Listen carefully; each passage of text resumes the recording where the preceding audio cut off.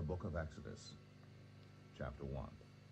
These are the names of the sons of Israel who went to Egypt with Jacob, each with his family: Reuben, Simeon, Levi, and Judah, Issachar, Zebulun, and Benjamin, Dan and Naphtali, Gad and Asher. The descendants of Jacob numbered 70 in all. Joseph was already in Egypt. Now Joseph and all his brothers and all that generation died, but the Israelites were exceedingly fruitful. They multiplied greatly, increased in numbers, and became so numerous that the land was filled with them. Then a new king, to whom Joseph meant nothing, came to power in Egypt. "Look," he said to his people, "the Israelites have become far too numerous for us. Come, we must deal shrewdly with them, or they will become even more numerous, and if war breaks out, will join our enemies, fight against us, and leave the country." So they put slave masters over them to oppress them with forced labor, and they built Pithom and Ramses as store cities for Pharaoh. But the more they were oppressed, the more they multiplied and spread. So the Egyptians came to dread the Israelites and worked them ruthlessly. They made their lives bitter with harsh labor and brick and mortar, and with all kinds of work in the fields. In all their harsh labor, the Egyptians worked them ruthlessly. The king of Egypt said to the Hebrew midwives, whose names were Shiphrah and Puah, "When you are helping the Hebrew women during childbirth on the delivery stool, if you see that the baby is a boy, kill him. But if it is a girl, let her live." The midwives, however, feared God and did not do what the king of Egypt had told them to do. They let the boys live. Then the king of Egypt summoned the midwives and asked them, "Why have you done this? Why have you let the boys live?" The midwives answered Pharaoh, "Hebrew women are not like Egyptian women. They are vigorous and give birth before the midwives arrive." So God was kind to the midwives, and the people increased and became even more numerous. And because the midwives feared God, he gave them families of their own.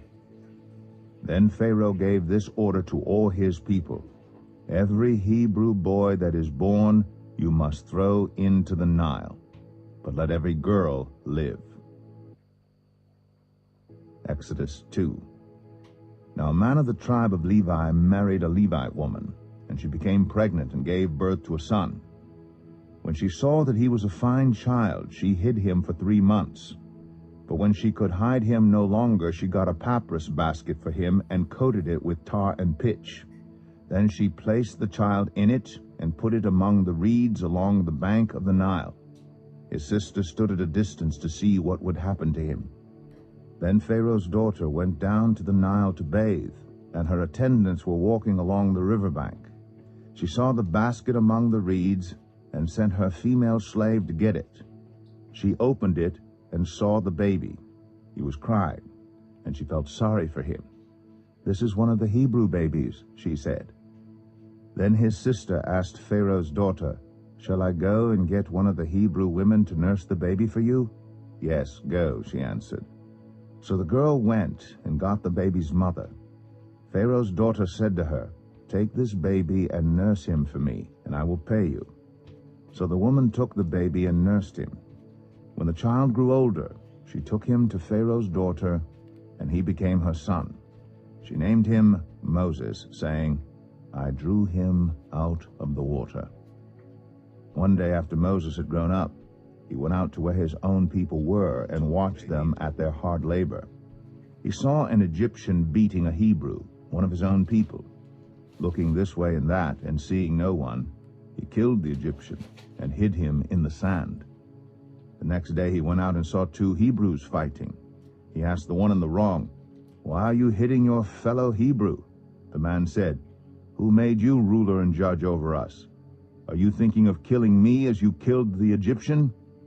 Then Moses was afraid and thought, "What I did must have become known." When Pharaoh heard of this, he tried to kill Moses, but Moses fled from Pharaoh and went to live in Midian, where he sat down by a well. Now a priest of Midian had 7 daughters, and they came to draw water, and filled the troughs to water their father's flock. Some shepherds came along and drove them away, but Moses got up and came to their rescue and watered their flock. When the girls returned to Reuel, their father, he asked them, "Why have you returned so early today?" They answered, "An Egyptian rescued us from the shepherds. He even drew water for us and watered the flock." "And where is he?" Reuel asked his daughters. "Why did you leave him? Invite him to have something to eat." Moses agreed to stay with the man, who gave his daughter Zipporah to Moses in marriage. Zipporah gave birth to a son, and Moses named him Gershom, saying, "I have become a foreigner in a foreign land." During that long period, the king of Egypt died. The Israelites groaned in their slavery and cried out, and their cry for help because of their slavery went up to God. God heard their groaning, and he remembered his covenant with Abraham, with Isaac, and with Jacob. So God looked on the Israelites and was concerned about them. Exodus 3. Now Moses was tending the flock of Jethro, his father-in-law, the priest of Midian. And he led the flock to the far side of the wilderness and came to Horeb, the mountain of God. There the angel of the Lord appeared to him in flames of fire from within a bush. Moses saw that though the bush was on fire, it did not burn up. So Moses thought, "I will go over and see this strange sight, why the bush does not burn up." When the Lord saw that he had gone over to look, God called to him from within the bush, "Moses, Moses." And Moses said, "Here I am." "Do not come any closer," God said. "Take off your sandals, for the place where you are standing is holy ground." Then he said, "I am the God of your father, the God of Abraham, the God of Isaac, and the God of Jacob." At this Moses hid his face, because he was afraid to look at God. The Lord said, "I have indeed seen the misery of my people in Egypt. I have heard them crying out because of their slave drivers, and I am concerned about their suffering. So I have come down to rescue them from the hand of the Egyptians and to bring them up out of that land into a good and spacious land, a land flowing with milk and honey, the home of the Canaanites, Hittites, Amorites, Perizzites, Hivites, and Jebusites. And now the cry of the Israelites has reached me, and I have seen the way the Egyptians are oppressing them. So now go. I am sending you to Pharaoh to bring my people, the Israelites, out of Egypt." But Moses said to God, "Who am I that I should go to Pharaoh and bring the Israelites out of Egypt?" And God said, "I will be with you, and this will be the sign to you that it is I who have sent you. When you have brought the people out of Egypt, you will worship God on this mountain." Moses said to God, "Suppose I go to the Israelites and say to them, 'The God of your fathers has sent me to you,' and they ask me, 'What is his name?' Then what shall I tell them?" God said to Moses, "I am who I am. This is what you are to say to the Israelites. 'I am has sent me to you.'" God also said to Moses, "Say to the Israelites, 'The Lord, the God of your fathers, the God of Abraham, the God of Isaac, and the God of Jacob, has sent me to you. This is my name forever, the name you shall call me from generation to generation. Go, assemble the elders of Israel and say to them, The Lord, the God of your fathers, the God of Abraham, Isaac, and Jacob, appeared to me and said, I have watched over you and have seen what has been done to you in Egypt. And I have promised to bring you up out of your misery in Egypt into the land of the Canaanites, Hittites, Amorites, Perizzites, Hivites, and Jebusites, a land flowing with milk and honey. The elders of Israel will listen to you. Then you and the elders are to go to the king of Egypt and say to him, The Lord, the God of the Hebrews, has met with us. Let us take a 3-day journey into the wilderness to offer sacrifices to the Lord our God. But I know that the king of Egypt will not let you go unless a mighty hand compels him. So I will stretch out my hand and strike the Egyptians with all the wonders that I will perform among them. After that, he will let you go. And I will make the Egyptians favorably disposed toward this people, so that when you leave, you will not go empty-handed. Every woman is to ask her neighbor and any woman living in her house for articles of silver and gold, and for clothing, which you will put on your sons and daughters. And so you will plunder the Egyptians. Exodus 4. Moses answered, What if they do not believe me or listen to me and say, 'The Lord did not appear to you'?" Then the Lord said to him, "What is that in your hand?" "A staff," he replied. The Lord said, "Throw it on the ground." Moses threw it on the ground, and it became a snake, and he ran from it. Then the Lord said to him, "Reach out your hand and take it by the tail." So Moses reached out and took hold of the snake, and it turned back into a staff in his hand. "This," said the Lord, "is so that they may believe that the Lord, the God of their fathers, the God of Abraham, the God of Isaac, and the God of Jacob, has appeared to you." Then the Lord said, "Put your hand inside your cloak." So Moses put his hand into his cloak, and when he took it out, the skin was leprous. It had become as white as snow. "Now put it back into your cloak," he said. So Moses put his hand back into his cloak, and when he took it out, it was restored, like the rest of his flesh.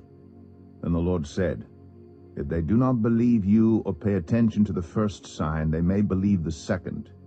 But if they do not believe these two signs or listen to you, take some water from the Nile and pour it on the dry ground. The water you take from the river will become blood on the ground." Moses said to the Lord, "Pardon your servant, Lord. I have never been eloquent, neither in the past nor since you have spoken to your servant. I am slow of speech and tongue." The Lord said to him, "Who gave human beings their mouths? Who makes them deaf or mute? Who gives them sight or makes them blind? Is it not I, the Lord? Now go, I will help you speak and will teach you what to say." But Moses said, "Pardon your servant, Lord. Please send someone else." Then the Lord's anger burned against Moses, and he said, "What about your brother Aaron the Levite? I know he can speak well.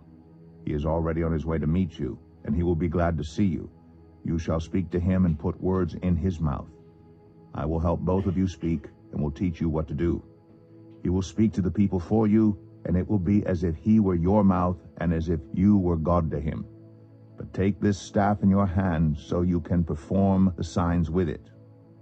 Then Moses went back to Jethro his father-in-law and said to him, "Let me return to my own people in Egypt to see if any of them are still alive." Jethro said, "Go, and I wish you well." Now the Lord had said to Moses in Midian, "Go back to Egypt, for all those who wanted to kill you are dead." So Moses took his wife and sons, put them on a donkey, and started back to Egypt. And he took the staff of God in his hand. The Lord said to Moses, "When you return to Egypt, see that you perform before Pharaoh all the wonders I have given you the power to do. But I will harden his heart so that he will not let the people go. Then say to Pharaoh, 'This is what the Lord says. Israel is my firstborn son, and I told you, let my son go, so he may worship me. But you refused to let him go. So I will kill your firstborn son.'" At a lodging place on the way, the Lord met Moses and was about to kill him. But Zipporah took a flint knife, cut off her son's foreskin, and touched Moses' feet with it. "Surely you are a bridegroom of blood to me," she said. So the Lord let him alone. At that time she said, "bridegroom of blood," referring to circumcision. The Lord said to Aaron, "Go into the wilderness to meet Moses." So he met Moses at the mountain of God and kissed him. Then Moses told Aaron everything the Lord had sent him to say, and also about all the signs he had commanded him to perform. Moses and Aaron brought together all the elders of the Israelites, and Aaron told them everything the Lord had said to Moses. He also performed the signs before the people, and they believed. And when they heard that the Lord was concerned about them and had seen their misery, they bowed down and worshipped. Exodus 5. Afterward Moses and Aaron went to Pharaoh and said, "This is what the Lord, the God of Israel, says. Let my people go so that they may hold a festival to me in the wilderness." Pharaoh said, "Who is the Lord that I should obey him and let Israel go? I do not know the Lord, and I will not let Israel go." Then they said, "The God of the Hebrews has met with us. Now let us take a 3-day journey into the wilderness to offer sacrifices to the Lord our God, or he may strike us with plagues or with the sword." But the king of Egypt said, "Moses and Aaron, why are you taking the people away from their labor? Get back to your work." Then Pharaoh said, "Look, the people of the land are now numerous, and you are stopping them from working." That same day Pharaoh gave this order to the slave drivers and overseers in charge of the people: "You are no longer to supply the people with straw for making bricks. Let them go and gather their own straw, but require them to make the same number of bricks as before. Don't reduce the quota. They are lazy. That is why they are crying out, 'Let us go and sacrifice to our God.' Make the work harder for the people so that they keep working and pay no attention to lies." Then the slave drivers and the overseers went out and said to the people, "This is what Pharaoh says: I will not give you any more straw. Go and get your own straw wherever you can find it, but your work will not be reduced at all." So the people scattered all over Egypt to gather stubble to use for straw. The slave drivers kept pressing them, saying, "Complete the work required of you for each day, just as when you had straw." And Pharaoh's slave drivers beat the Israelite overseers they had appointed, demanding, "Why haven't you met your quota of bricks yesterday or today as before?" Then the Israelite overseers went and appealed to Pharaoh, "Why have you treated your servants this way? Your servants are given no straw, yet we are told, 'Make bricks.' Your servants are being beaten, but the fault is with your own people." Pharaoh said, "Lazy, that's what you are, lazy. That is why you keep saying, 'Let us go and sacrifice to the Lord.' Now get to work. You will not be given any straw, yet you must produce your full quota of bricks." The Israelite overseers realized they were in trouble when they were told, "You are not to reduce the number of bricks required of you for each day." When they left Pharaoh, they found Moses and Aaron waiting to meet them, and they said, "May the Lord look on you and judge you. You have made us obnoxious to Pharaoh and his officials, and have put a sword in their hand to kill us." Moses returned to the Lord and said, "Why, Lord? Why have you brought trouble on this people? Is this why you sent me? Ever since I went to Pharaoh to speak in your name, he has brought trouble on this people, and you have not rescued your people at all." Exodus 6. Then the Lord said to Moses, "Now you will see what I will do to Pharaoh. Because of my mighty hand he will let them go. Because of my mighty hand he will drive them out of his country." God also said to Moses, "I am the Lord. I appeared to Abraham, to Isaac, and to Jacob as God Almighty, but by my name the Lord I did not make myself known to them. I also established my covenant with them to give them the land of Canaan, where they resided as foreigners. Moreover, I have heard the groaning of the Israelites, whom the Egyptians are enslaving, and I have remembered my covenant. Therefore say to the Israelites, I am the Lord, and I will bring you out from under the yoke of the Egyptians. I will free you from being slaves to them, and I will redeem you with an outstretched arm and with mighty acts of judgment. I will take you as my own people, and I will be your God. Then you will know that I am the Lord your God, who brought you out from under the yoke of the Egyptians. And I will bring you to the land I swore with uplifted hand to give to Abraham, to Isaac, and to Jacob. I will give it to you as a possession. I am the Lord." Moses reported this to the Israelites, but they did not listen to him because of their discouragement and harsh labor. Then the Lord said to Moses, "Go tell Pharaoh, king of Egypt, to let the Israelites go out of his country." But Moses said to the Lord, "If the Israelites will not listen to me, why would Pharaoh listen to me, since I speak with faltering lips?" Now the Lord spoke to Moses and Aaron about the Israelites and Pharaoh, king of Egypt, and he commanded them to bring the Israelites out of Egypt. These were the heads of their families. The sons of Reuben, the firstborn of Israel, were Hanok and Palu, Hezron and Carmi. These were the clans of Reuben. The sons of Simeon were Jemuel, Jamin, Ohad, Jachin, Zohar, and Shaul, the son of a Canaanite woman. These were the clans of Simeon. These were the names of the sons of Levi according to their records: Gershon, Kohath, and Merari. Levi lived 137 years. The sons of Gershon by clans were Libni and Shimei. The sons of Kohath were Amram, Izhar, Hebron, and Uzziel. Kohath lived 133 years. The sons of Merari were Malai and Mushai. These were the clans of Levi according to their records. Amram married his father's sister Jochebed, who bore him Aaron and Moses. Amram lived 137 years. The sons of Izhar were Korah, Nepheg, and Zichri. The sons of Uzziel were Mishael, Elzaphan, and Sithri. Aaron married Elisheba, daughter of Aminadab, and sister of Nahshon, and she bore him Nadab and Abihu, Eleazar, and Ithamar. The sons of Korah were Asir, Elkanah, and Abiasaph. These were the Korahite clans. Eleazar, son of Aaron, married one of the daughters of Putiel, and she bore him Phinehas. These were the heads of the Levite families, clan by clan. It was this Aaron and Moses to whom the Lord said, "Bring the Israelites out of Egypt by their divisions." They were the ones who spoke to Pharaoh, king of Egypt, about bringing the Israelites out of Egypt, this same Moses and Aaron. Now when the Lord spoke to Moses in Egypt, he said to him, "I am the Lord.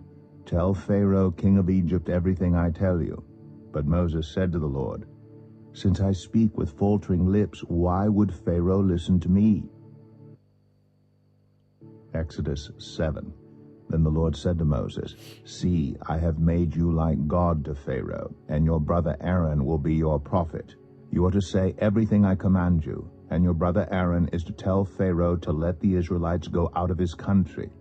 But I will harden Pharaoh's heart, and though I multiply my signs and wonders in Egypt, he will not listen to you.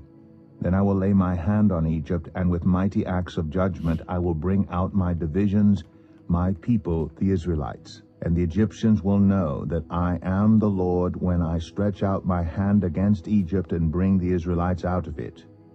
Moses and Aaron did just as the Lord commanded them. Moses was 80 years old, and Aaron 83 when they spoke to Pharaoh. The Lord said to Moses and Aaron, "When Pharaoh says to you, 'Perform a miracle,' then say to Aaron, 'Take your staff and throw it down before Pharaoh, and it will become a snake.'" So Moses and Aaron went to Pharaoh and did just as the Lord commanded.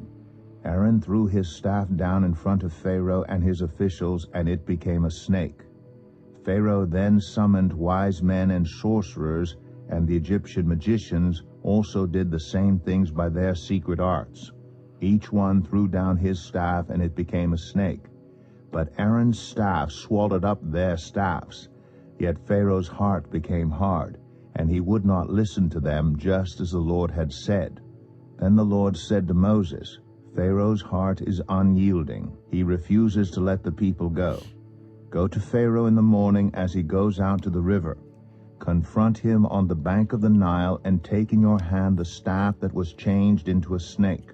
Then say to him, 'The Lord, the God of the Hebrews, has sent me to say to you, let my people go, so that they may worship me in the wilderness. But until now you have not listened.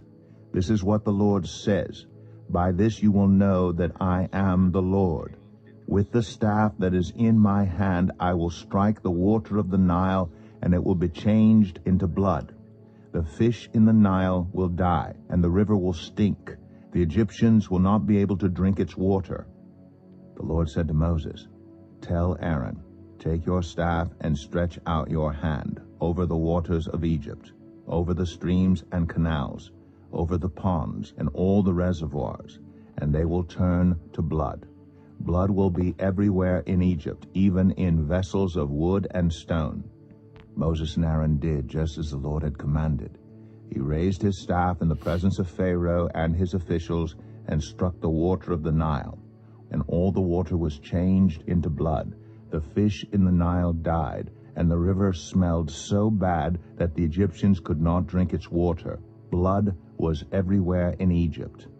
But the Egyptian magicians did the same things by their secret arts, and Pharaoh's heart became hard. He would not listen to Moses and Aaron, just as the Lord had said. Instead he turned and went into his palace, and did not take even this to heart. And all the Egyptians dug along the Nile to get drinking water, because they could not drink the water of the river. 7 days passed after the Lord struck the Nile. Exodus 8. Then the Lord said to Moses, "Go to Pharaoh and say to him, This is what the Lord says, Let my people go, so that they may worship me. If you refuse to let them go, I will send a plague of frogs on your whole country. The Nile will teem with frogs. They will come up into your palace and your bedroom and onto your bed, into the houses of your officials and on your people, and into your ovens and kneading troughs. The frogs will come up on you and your people and all your officials." Then the Lord said to Moses, "Tell Aaron, stretch out your hand with your staff over the streams and canals and ponds, and make frogs come up on the land of Egypt." So Aaron stretched out his hand over the waters of Egypt, and the frogs came up and covered the land. But the magicians did the same things by their secret arts. They also made frogs come up on the land of Egypt. Pharaoh summoned Moses and Aaron and said, "Pray to the Lord to take the frogs away from me and my people, and I will let your people go to offer sacrifices to the Lord." Moses said to Pharaoh, "I leave to you the honor of setting the time for me to pray for you and your officials and your people, that you and your houses may be rid of the frogs, except for those that remain in the Nile." "Tomorrow," Pharaoh said. Moses replied, "It will be as you say, so that you may know there is no one like the Lord our God. The frogs will leave you and your houses, your officials and your people. They will remain only in the Nile." After Moses and Aaron left Pharaoh, Moses cried out to the Lord about the frogs he had brought on Pharaoh. And the Lord did what Moses asked. The frogs died in the houses, in the courtyards, and in the fields. They were piled into heaps, and the land reeked of them. But when Pharaoh saw that there was relief, he hardened his heart, and would not listen to Moses and Aaron, just as the Lord had said. Then the Lord said to Moses, "Tell Aaron, stretch out your staff and strike the dust of the ground.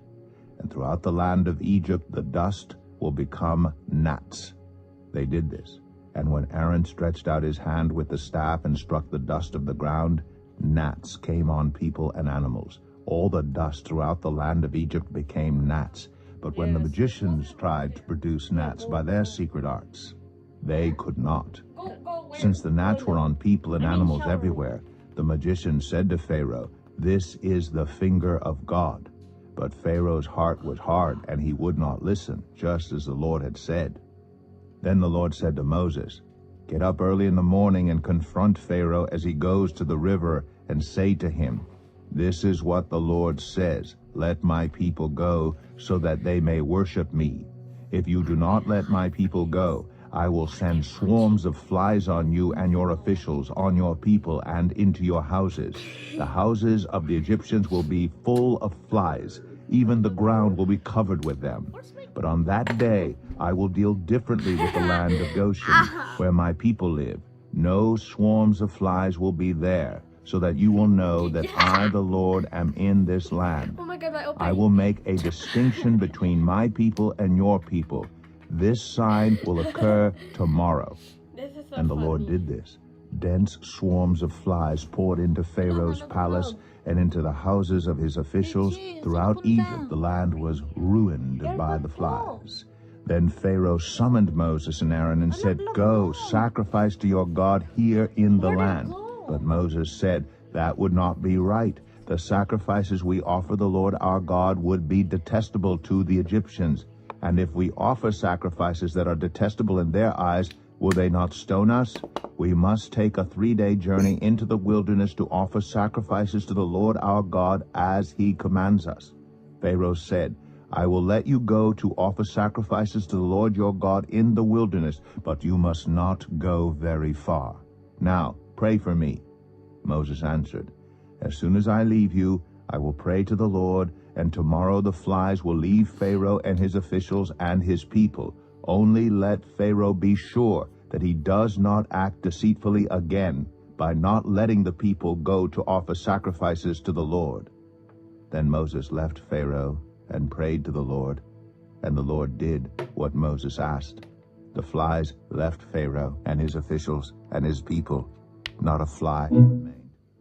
But this time also Pharaoh hardened his heart and would not let the people go. Exodus 9. Then the Lord said to Moses, Go to Pharaoh and say to him, This is what the Lord, the God of the Hebrews, says. Let my people go, so that they may worship me. If you refuse to let them go and continue to hold them back, the hand of the Lord will bring a terrible plague on your livestock in the field, on your horses, donkeys, and camels, and on your cattle, sheep, and goats. But the Lord will make a distinction between the livestock of Israel and that of Egypt, so that no animal belonging to the Israelites will die. The Lord set a time and said, Tomorrow the Lord will do this in the land. And the next day the Lord did it. All the livestock of the Egyptians died, but not one animal belonging to the Israelites died. Pharaoh investigated and found that not even one of the animals of the Israelites had died. Yet his heart was unyielding, and he would not let the people go. Then the Lord said to Moses and Aaron, Take handfuls of soot from a furnace, and have Moses toss it into the air in the presence of Pharaoh. It will become fine dust over the whole land of Egypt, and festering boils will break out on people and animals throughout the land. So they took soot from a furnace and stood before Pharaoh. Moses tossed it into the air, and festering boils broke out on people and animals. The magicians could not stand before Moses because of the boils that were on them and on all the Egyptians. But the Lord hardened Pharaoh's heart, and he would not listen to Moses and Aaron, just as the Lord had said to Moses. Then the Lord said to Moses, Get up early in the morning, confront Pharaoh, and say to him, This is what the Lord, the God of the Hebrews, says. Let my people go, so that they may worship me. Or this time I will send the full force of my plagues against you and against your officials and your people, so you may know that there is no one like me in all the earth. For by now I could have stretched out my hand and struck you and your people with a plague that would have wiped you off the earth. But I have raised you up for this very purpose, that I might show you my power, and that my name might be proclaimed in all the earth. You still set yourself against my people and will not let them go. Therefore, at this time tomorrow, I will send the worst hailstorm that has ever fallen on Egypt from the day it was founded till now.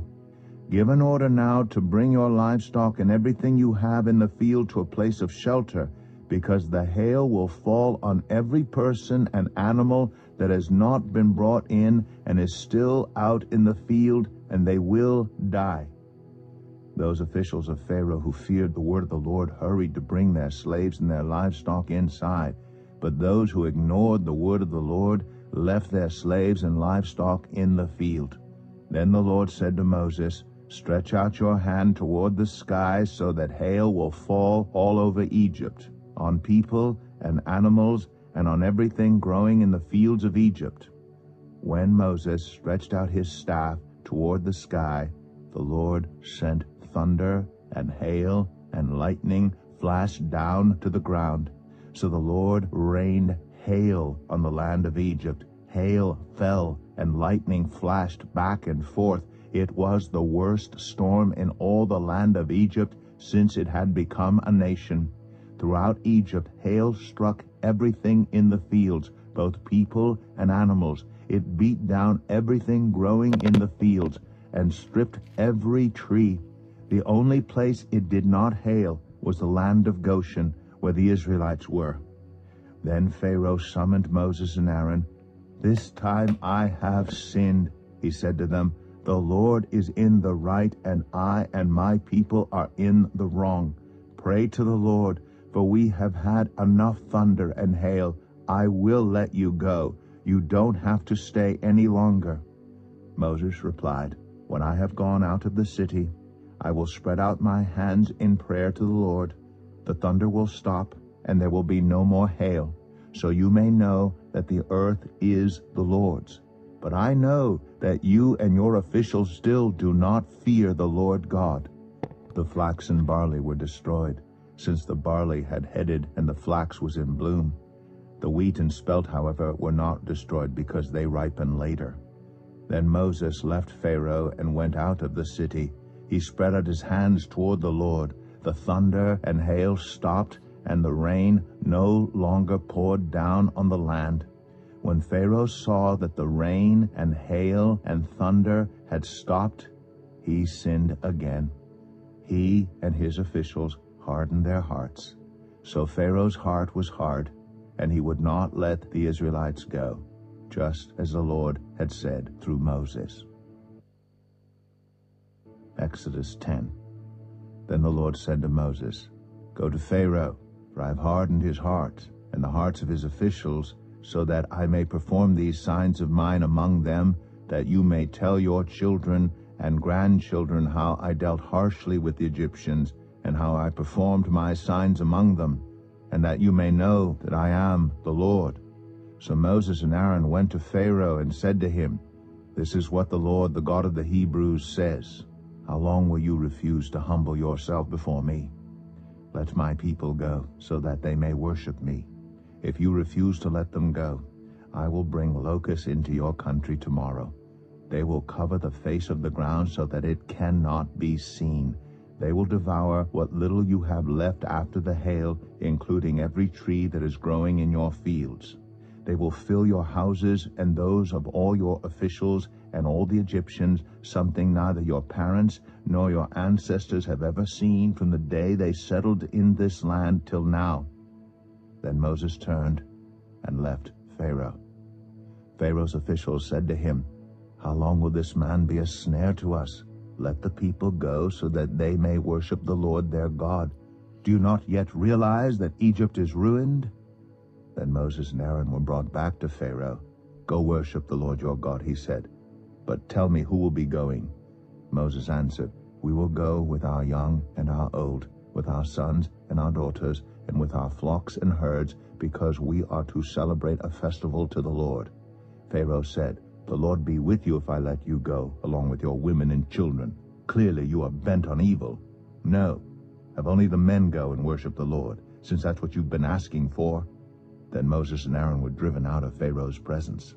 And the Lord said to Moses, "Stretch out your hand over Egypt so that locusts swarm over the land and devour everything growing in the fields, everything left by the hail." So Moses stretched out his staff over Egypt, and the Lord made an east wind blow across the land all that day and all that night. By morning the wind had brought the locusts. They invaded all Egypt and settled down in every area of the country in great numbers. Never before had there been such a plague of locusts, nor will there ever be again. They covered all the ground until it was black. They devoured all that was left after the hail, everything growing in the fields, and the fruit on the trees. Nothing green remained on tree or plant in all the land of Egypt.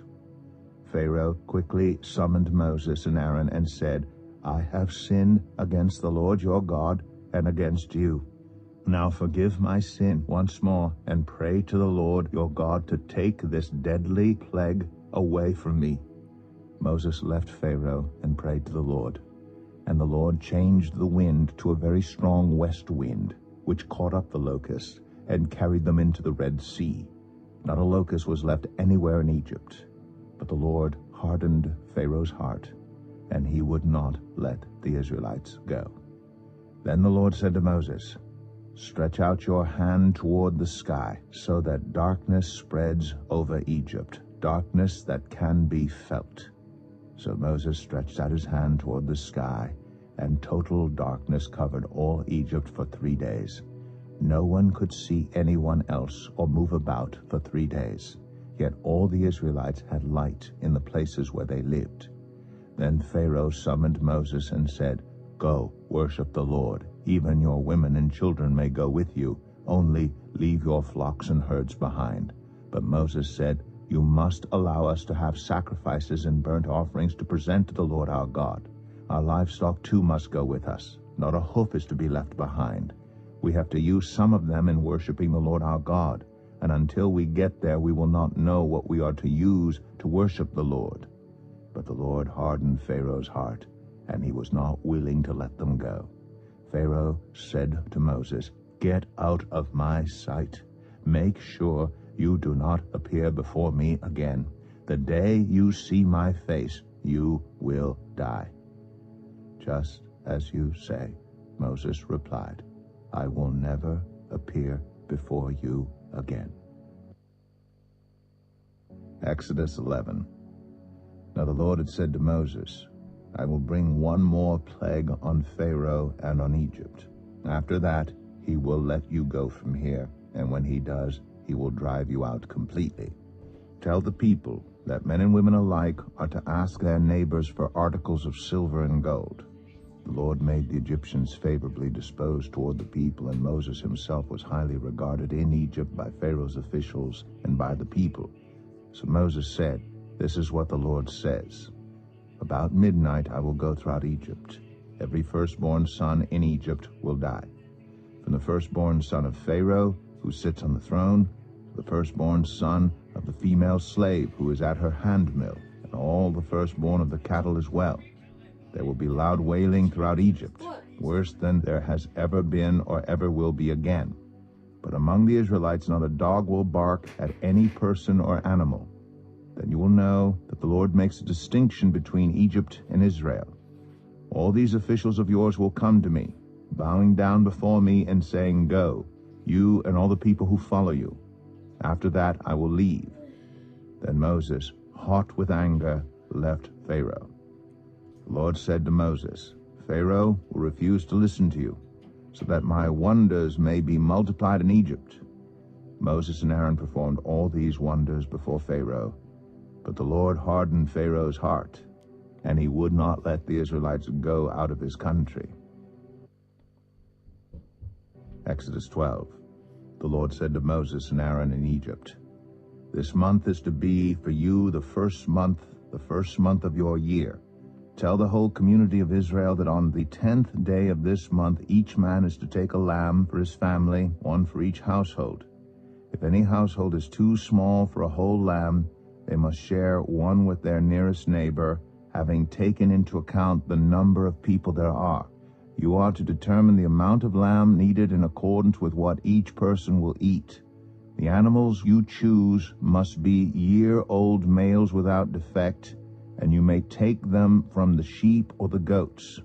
Take care of them until the 14th day of the month, when all the members of the community of Israel must slaughter them at twilight. Then they are to take some of the blood and put it on the sides and tops of the door frames of the houses where they eat the lambs. That same night they are to eat the meat roasted over the fire, along with bitter herbs and bread made without yeast. Do not eat the meat raw or boiled in water, but roasted over a fire, with the head, legs, and internal organs. Do not leave any of it till morning. If some is left till morning, you must burn it. This is how you are to eat it: with your cloak tucked into your belt, your sandals on your feet, and your staff in your hand. Eat it in haste.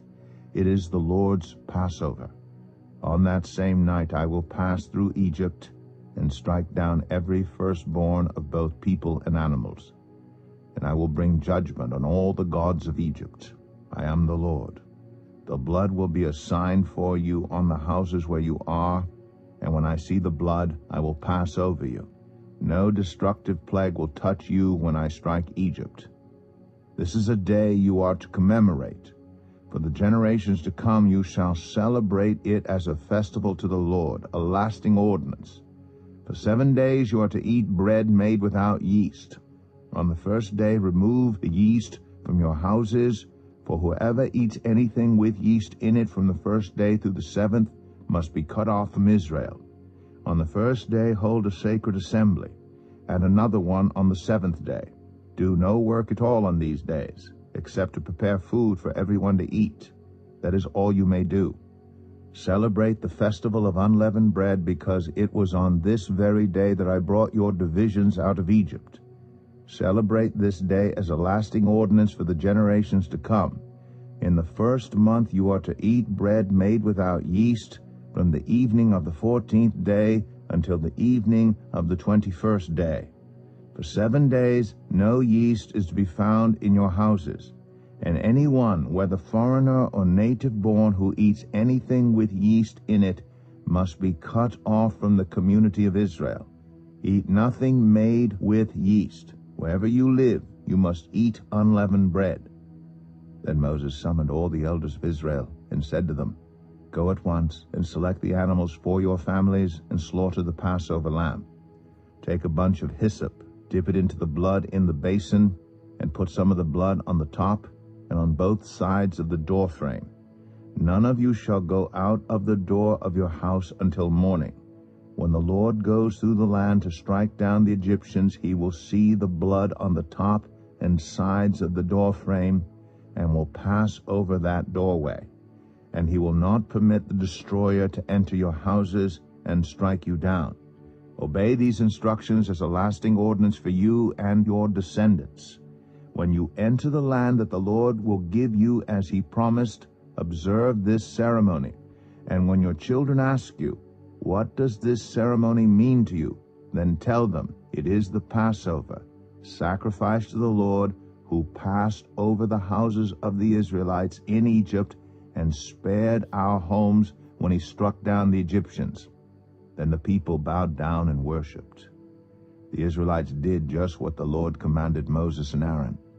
At midnight, the Lord struck down all the firstborn in Egypt, from the firstborn of Pharaoh, who sat on the throne, to the firstborn of the prisoner who was in the dungeon, and the firstborn of all the livestock as well. Pharaoh and all his officials and all the Egyptians got up during the night, and there was loud wailing in Egypt, for there was not a house without someone dead. During the night Pharaoh summoned Moses and Aaron and said, Up, leave my people, you and the Israelites. Go, worship the Lord as you have requested. Take your flocks and herds, as you have said, and go, and also bless me. The Egyptians urged the people to hurry and leave the country, for otherwise, they said, we will all die. So the people took their dough before the yeast was added, and carried it on their shoulders in kneading troughs, wrapped in clothing. The Israelites did as Moses instructed, and asked the Egyptians for articles of silver and gold and for clothing. The Lord had made the Egyptians favorably disposed toward the people, and they gave them what they asked for. So they plundered the Egyptians. The Israelites journeyed from Ramses to Succoth. There were about 600,000 men on foot, besides women and children.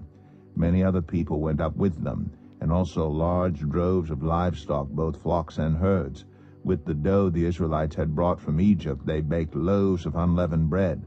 The dough was without yeast because they had been driven out of Egypt and did not have time to prepare food for themselves. Now the length of time the Israelite people lived in Egypt was 430 years. At the end of the 430 years, to the very day, all the Lord's divisions left Egypt, because the Lord kept vigil that night to bring them out of Egypt. On this night, all the Israelites are to keep vigil to honor the Lord for the generations to come. The Lord said to Moses and Aaron, These are the regulations for the Passover meal. No foreigner may eat it. Any slave you have bought may eat it after you have circumcised him. But a temporary resident or a hired worker may not eat it.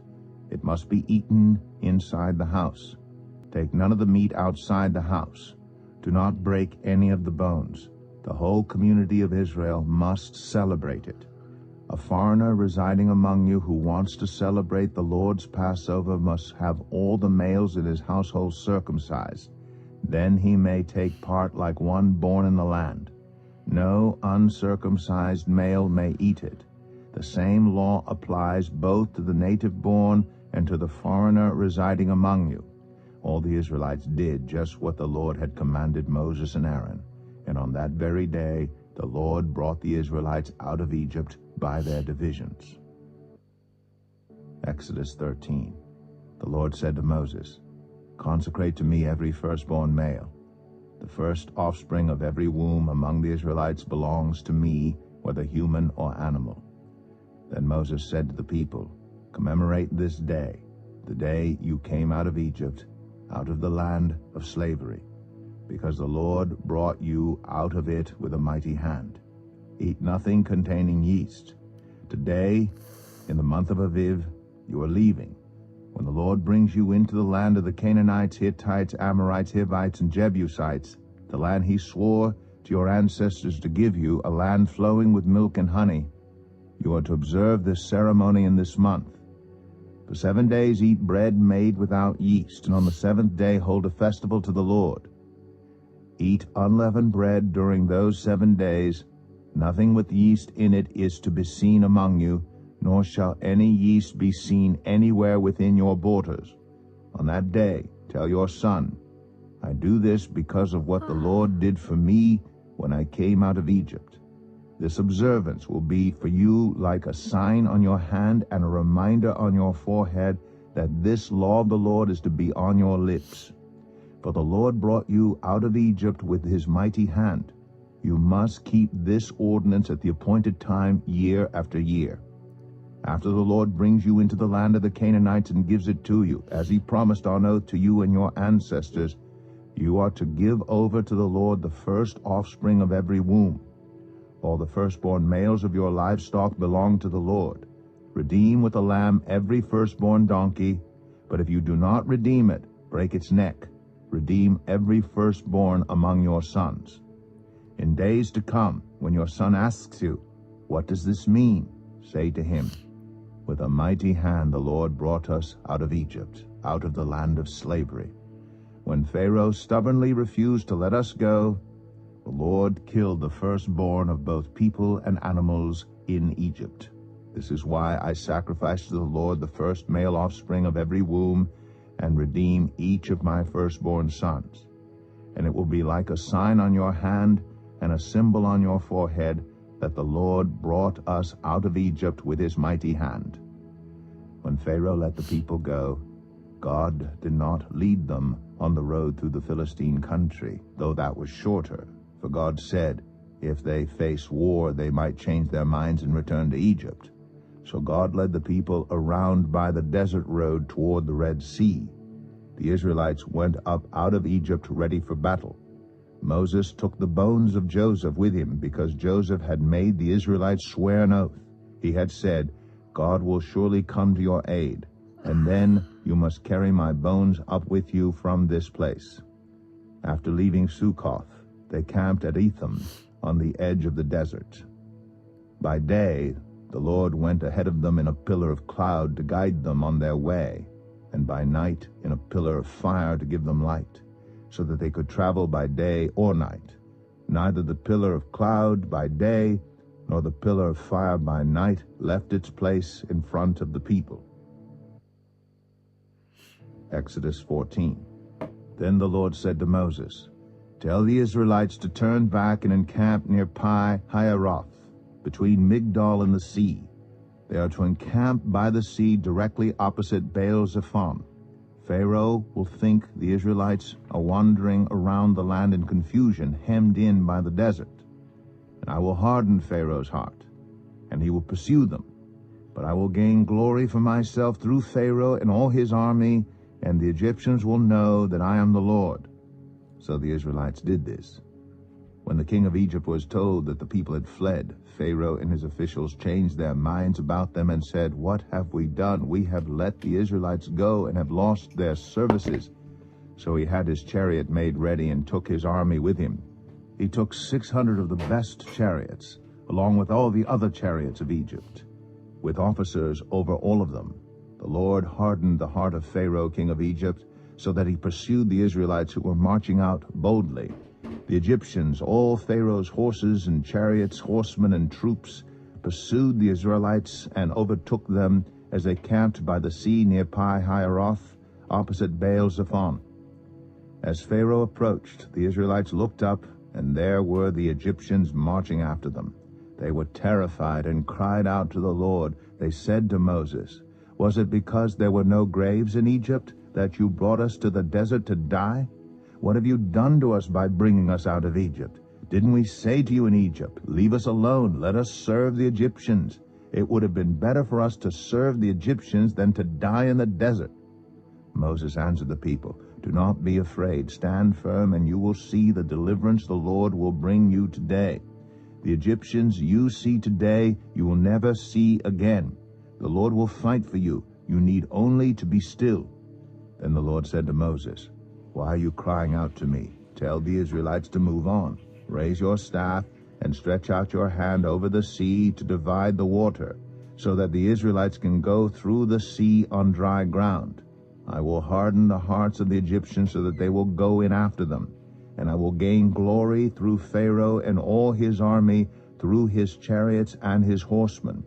The Egyptians will know that I am the Lord when I gain glory through Pharaoh, his chariots, and his horsemen." Then the angel of God, who had been traveling in front of Israel's army, withdrew and went behind them. The pillar of cloud also moved from in front and stood behind them, coming between the armies of Egypt and Israel. Throughout the night the cloud brought darkness to the one side and light to the other side, so neither went near the other all night long.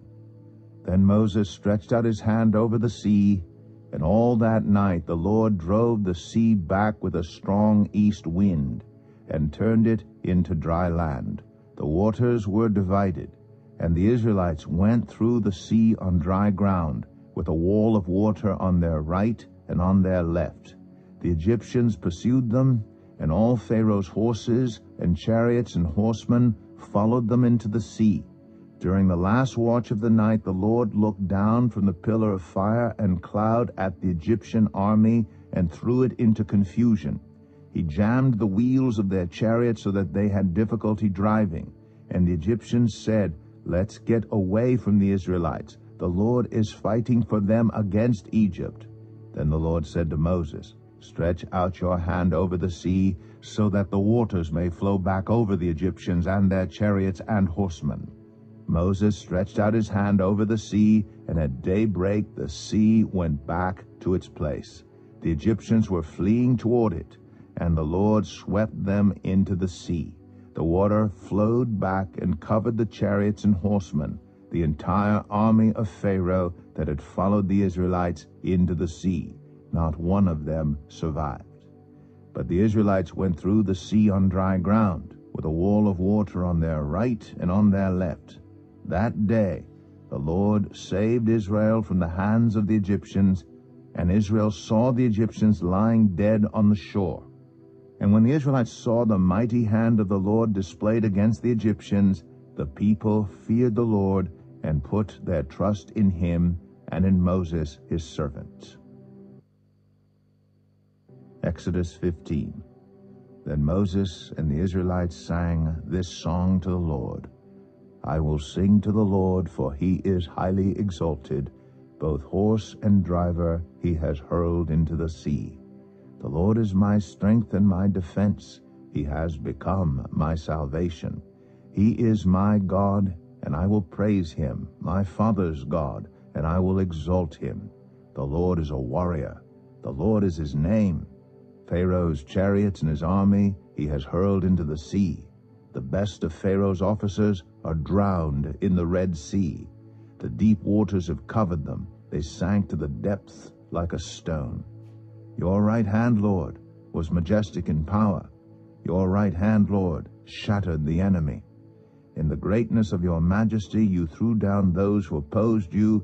You unleashed your burning anger. It consumed them like stubble. By the blast of your nostrils the waters piled up. The surging waters stood up like a wall.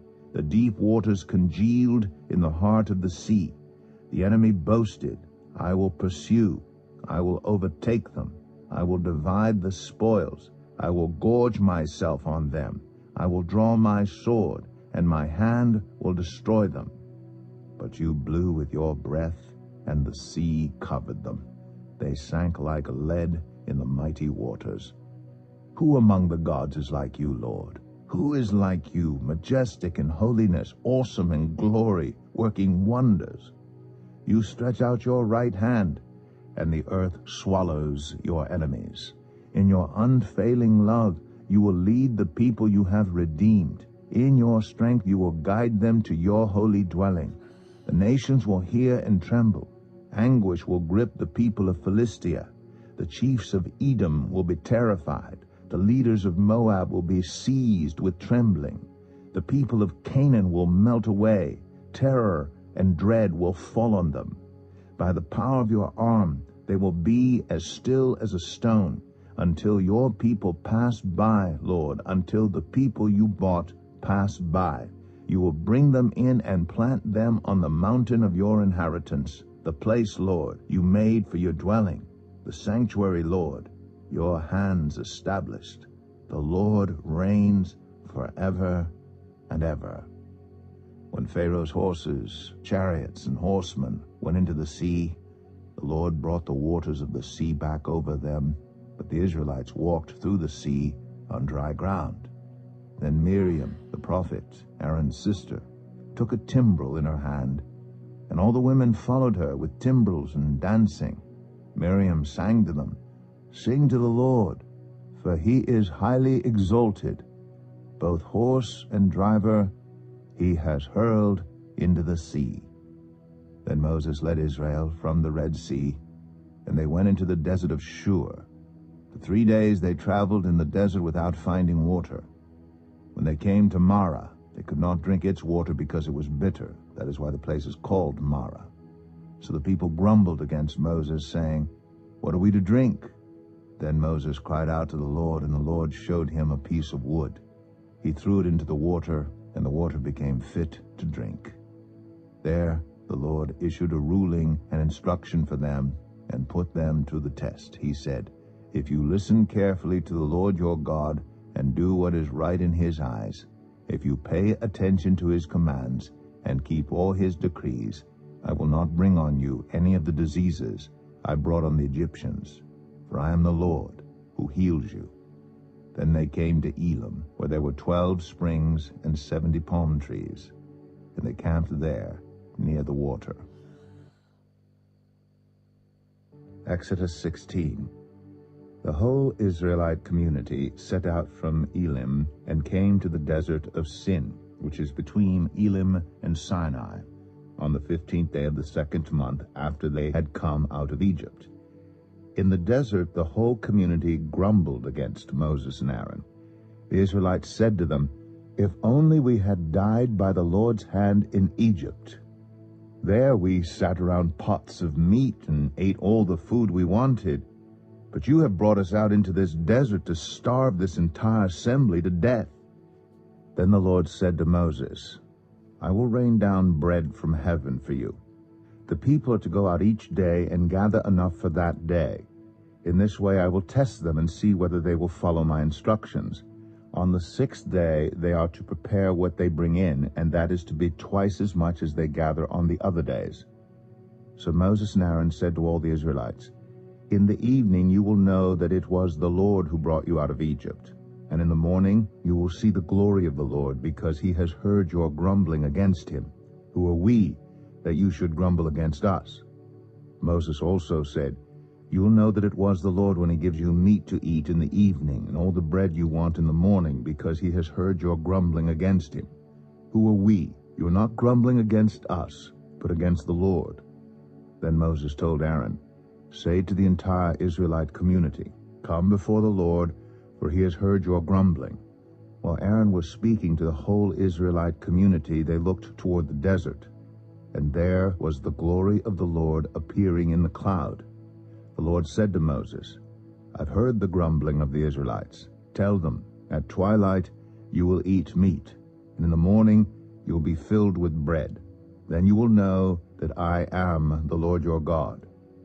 That evening quail came and covered the camp, and in the morning there was a layer of dew around the camp. When the dew was gone, thin flakes like frost on the ground appeared on the desert floor. When the Israelites saw it, they said to each other, "What is it?" For they did not know what it was. Moses said to them, "It is the bread the Lord has given you to eat. This is what the Lord has commanded. Everyone is to gather as much as they need. Take an omer for each person you have in your tent." The Israelites did as they were told. Some gathered much, some little. And when they measured it by the omer, the one who gathered much did not have too much, and the one who gathered little did not have too little. Everyone had gathered just as much as they needed. Then Moses said to them, "No one is to keep any of it until morning." However, some of them paid no attention to Moses. They kept part of it until morning, but it was full of maggots and began to smell. So Moses was angry with them. Each morning everyone gathered as much as they needed, and when the sun grew hot it melted away. On the 6th day they gathered twice as much, 2 omers for each person, and the leaders of the community came and reported this to Moses. He said to them, "This is what the Lord commanded. Tomorrow is to be a day of Sabbath rest, a holy Sabbath to the Lord. So bake what you want to bake and boil what you want to boil. Save whatever is left and keep it until morning." So they saved it until morning, as Moses commanded, and it did not stink or get maggots in it. "Eat it today," Moses said, "because today is a Sabbath to the Lord. You will not find any of it on the ground today. 6 days you are to gather it, but on the 7th day, the Sabbath, there will not be any." Nevertheless, some of the people went out on the 7th day to gather it, but they found none. Then the Lord said to Moses, "How long will you refuse to keep my commands and my instructions? Bear in mind that the Lord has given you the Sabbath. That is why on the 6th day he gives you bread for 2 days. Everyone is to stay where they are on the 7th day. No one is to go out." So the people rested on the 7th day. The people of Israel called the bread manna. It was white like coriander seed and tasted like wafers made with honey. Moses said, "This is what the Lord has commanded. Take an omer of manna and keep it for the generations to come, so they can see the bread I gave you to eat in the wilderness when I brought you out of Egypt." So Moses said to Aaron, "Take a jar and put an omer of manna in it. Then place it before the Lord to be kept for the generations to come." As the Lord commanded Moses, Aaron put the manna with the tablets of the covenant law, so that it might be preserved. The Israelites ate manna 40 years until they came to a land that was settled. They ate manna until they reached the border of Canaan. An omer is 1/10 of an ephah. Exodus 17. The whole Israelite community set out from the desert of Sin, traveling from place to place as the Lord commanded.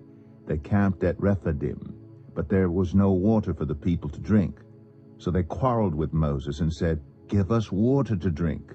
Moses replied, "Why do you quarrel with me? Why do you put the Lord to the test?" But the people were thirsty for water there, and they grumbled against Moses. They said, "Why did you bring us up out of Egypt to make us and our children and livestock die of thirst?" Then Moses cried out to the Lord, "What am I to do with these people? They are almost ready to stone me." The Lord answered Moses, "Go out in front of the people. Take with you some of the elders of Israel, and take in your hand the staff with which you struck the Nile, and go. I will stand there before you by the rock at Horeb. Strike the rock, and water will come out of it for the people to drink." So Moses did this in the sight of the elders of Israel. And he called the place Massah and Meribah, because the Israelites quarreled, and because they tested the Lord, saying, "Is the Lord among us or not?" The Amalekites came and attacked the Israelites at Rephidim. Moses said to Joshua, "Choose some of our men and go out to fight the Amalekites. Tomorrow I will stand on top of the hill with the staff of God in my hands." So Joshua fought the Amalekites as Moses had ordered, and Moses, Aaron, and Hur went to the top of the hill. As long as Moses held up his hands, the Israelites were winning. But whenever he lowered his hands, the Amalekites were winning. When Moses' hands grew tired, they took a stone and put it under him, and he sat on it. Aaron and Hur held his hands up, one on one side, one on the other, so that his hands remained steady till sunset. So Joshua overcame the Amalekite army with the sword. Then the Lord said to Moses, "Write this on a scroll as something to be remembered, and make sure that Joshua hears it, because I will completely blot out the name of Amalek from under heaven." Moses built an altar and called it, "The Lord is my banner." He said, "Because hands were lifted up against the throne of the Lord will be at war against the Amalekites from generation to generation. Exodus 18. Now Jethro, the priest of Midian and father-in-law of Moses, heard of everything God had done for Moses and for his people Israel, and how the Lord had brought Israel out of Egypt. After Moses had sent away his wife Zipporah, his father-in-law Jethro received her and her 2 sons. One son was named Gershom, for Moses said, I have become a foreigner in a foreign land, and the other was named Eleazar, for he said, My father's God was my helper. He saved me from the sword of Pharaoh. Jethro, Moses' father-in-law, together with Moses' sons and wife, came to him in the wilderness where he was camped near the mountain of God. Jethro had sent word to him, I, your father-in-law Jethro, am coming to you with your wife and her 2 sons. So Moses went out to meet his father-in-law and bowed down and kissed him. They greeted each other and then went into the tent.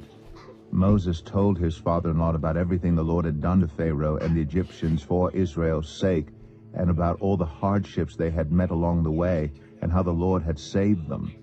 Jethro was delighted to hear about all the good things the Lord had done for Israel in rescuing them from the hand of the Egyptians. He said, Praise be to the Lord, who rescued you from the hand of the Egyptians and of Pharaoh, and who rescued the people from the hand of the Egyptians. Now I know that the Lord is greater than all other gods, for he did this to those who had treated Israel arrogantly. Then Jethro, Moses' father-in-law, brought a burnt offering and other sacrifices to God, and Aaron came with all the elders of Israel to eat a meal with Moses' father-in-law in the presence of God. The next day Moses took his seat to serve as judge for the people, and they stood around him from morning till evening. When his father-in-law saw all that Moses was doing for the people, he said, What is this you are doing for the people?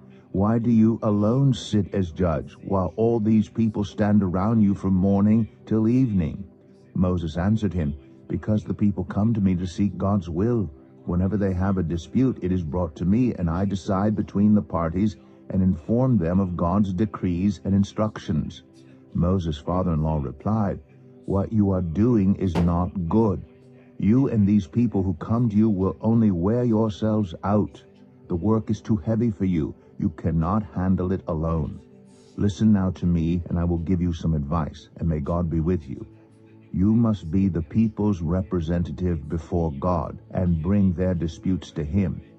Teach them his decrees and instructions, and show them the way they are to live and how they are to behave. But select capable men from all the people, men who fear God, trustworthy men who hate dishonest gain, and appoint them as officials over thousands, hundreds, fifties, and tens. Have them serve as judges for the people at all times, but have them bring every difficult case to you. The simple cases they can decide themselves. That will make your load lighter, because they will share it with you. If you do this and God so commands, you will be able to stand the strain, and all these people will go home satisfied. Moses listened to his father-in-law and did everything he said. He chose capable men from all Israel and made them leaders of the people, officials over thousands, hundreds, fifties, and tens. They served as judges for the people at all times.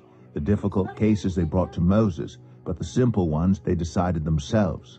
Then Moses sent his father-in-law on his way, and Jethro returned to his own country. Exodus 19.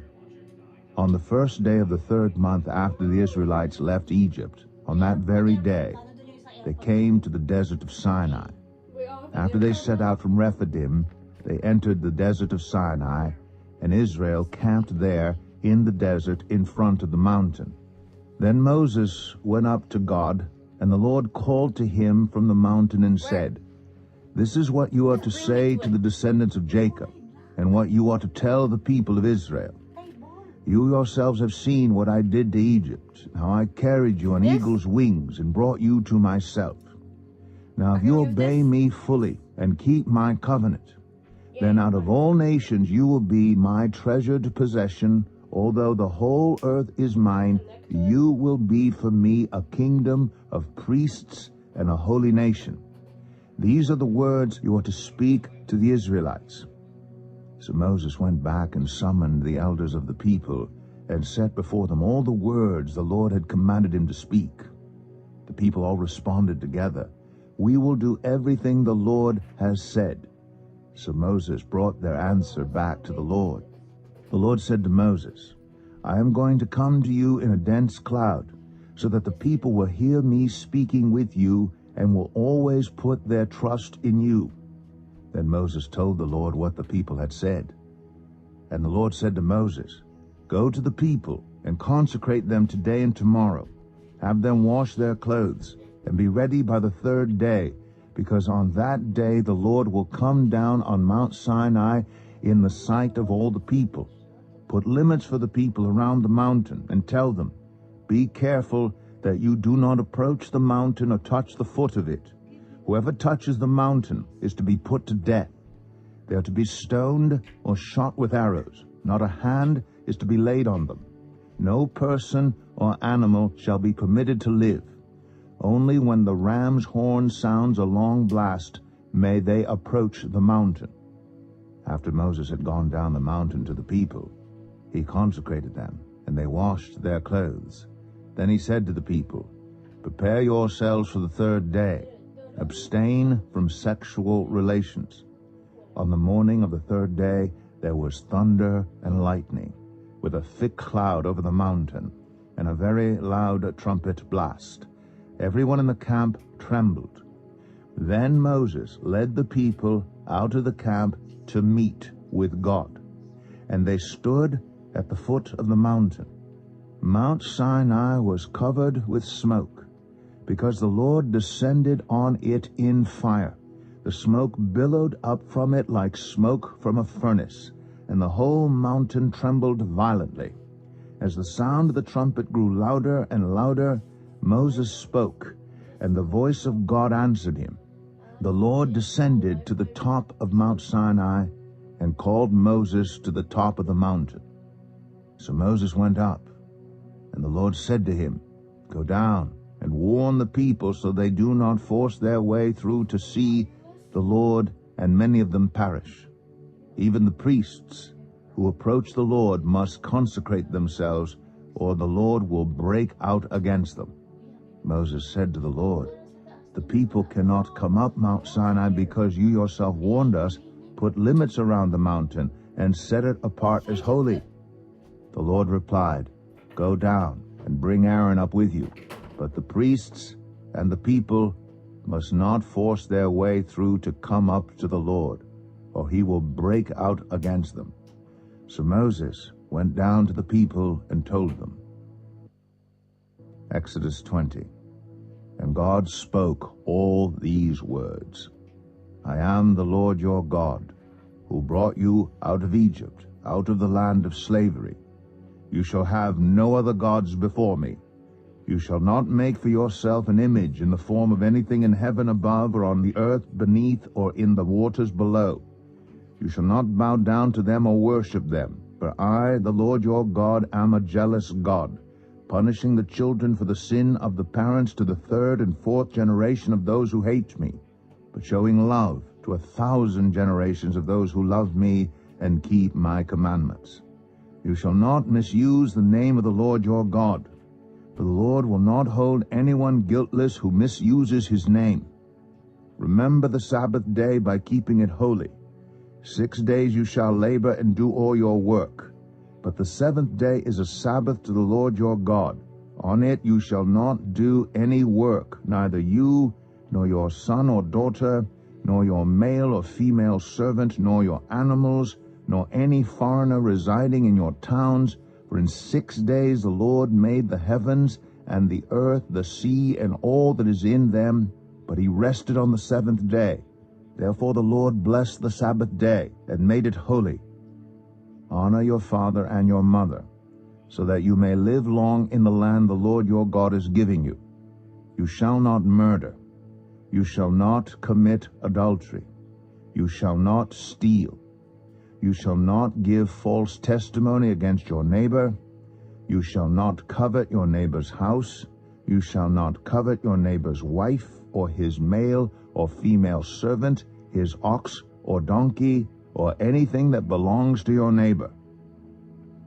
When the people saw the thunder and lightning, and heard the trumpet, and saw the mountain in smoke, they trembled with fear. They stayed at a distance and said to Moses, "Speak to us yourself, and we will listen, but do not have God speak to us, or we will die." Moses said to the people, "Do not be afraid. God has come to test you, so that the fear of God will be with you to keep you from sinning." The people remained at a distance, while Moses approached the thick darkness where God was. Then the Lord said to Moses, "Tell the Israelites this: You have seen for yourselves that I have spoken to you from heaven. Do not make any gods to be alongside me. Do not make for yourselves gods of silver or gods of gold. Make an altar of earth for me, and sacrifice on it your burnt offerings and fellowship offerings, your sheep and goats and your cattle. Wherever I cause my name to be honored, I will come to you and bless you. If you make an altar of stones for me, do not build it with dressed stones, for you will defile it if you use a tool on it. And do not go up to my altar on steps, or your private parts may be exposed." Exodus 21. These are the laws you are to set before them. If you buy a Hebrew servant, he is to serve you for 6 years. But in the 7th year he shall go free, without paying anything. If he comes alone, he is to go free alone. But if he has a wife when he comes, she is to go with him. If his master gives him a wife and she bears him sons or daughters, the woman and her children shall belong to her master, and only the man shall go free. But if the servant declares, "I love my master and my wife and children, and do not want to go free," then his master must take him before the judges. He shall take him to the door or the doorpost, and pierce his ear with an awl. Then he will be his servant for life. If a man sells his daughter as a servant, she is not to go free as male servants do. If she does not please the master who has selected her for himself, he must let her be redeemed. He has no right to sell her to foreigners, because he has broken faith with her.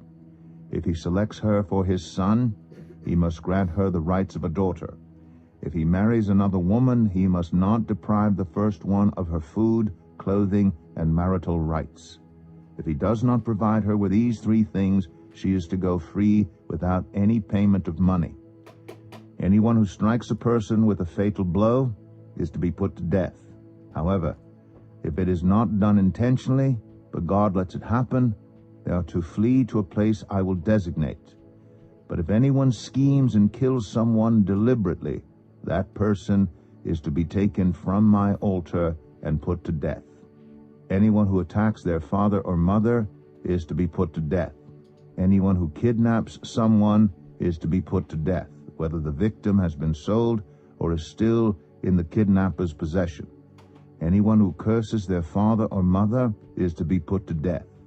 If people quarrel, and one person hits another with a stone or with their fist, and the victim does not die but is confined to bed, the one who struck the blow will not be held liable if the other can get up and walk around outside with a staff.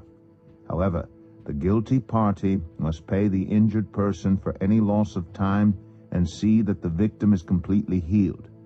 Anyone who beats their male or female slave with a rod must be punished if the slave dies as a direct result. But they are not to be punished if the slave recovers after a day or 2, since the slave is their property. If people are fighting and hit a pregnant woman, and she gives birth prematurely, but there is no serious injury, the offender must be fined whatever the woman's husband demands and the court allows. But if there is serious injury, you are to take life for life, eye for eye, tooth for tooth, hand for hand, foot for foot, burn for burn, wound for wound, bruise for bruise. An owner who hits a male or female slave in the eye and destroys it must let the slave go free to compensate for the eye. And an owner who knocks out the tooth of a male or female slave must let the slave go free to compensate for the tooth. If a bull gores a man or woman to death, the bull is to be stoned to death. and its meat must not be eaten. But the owner of the bull will not be held responsible.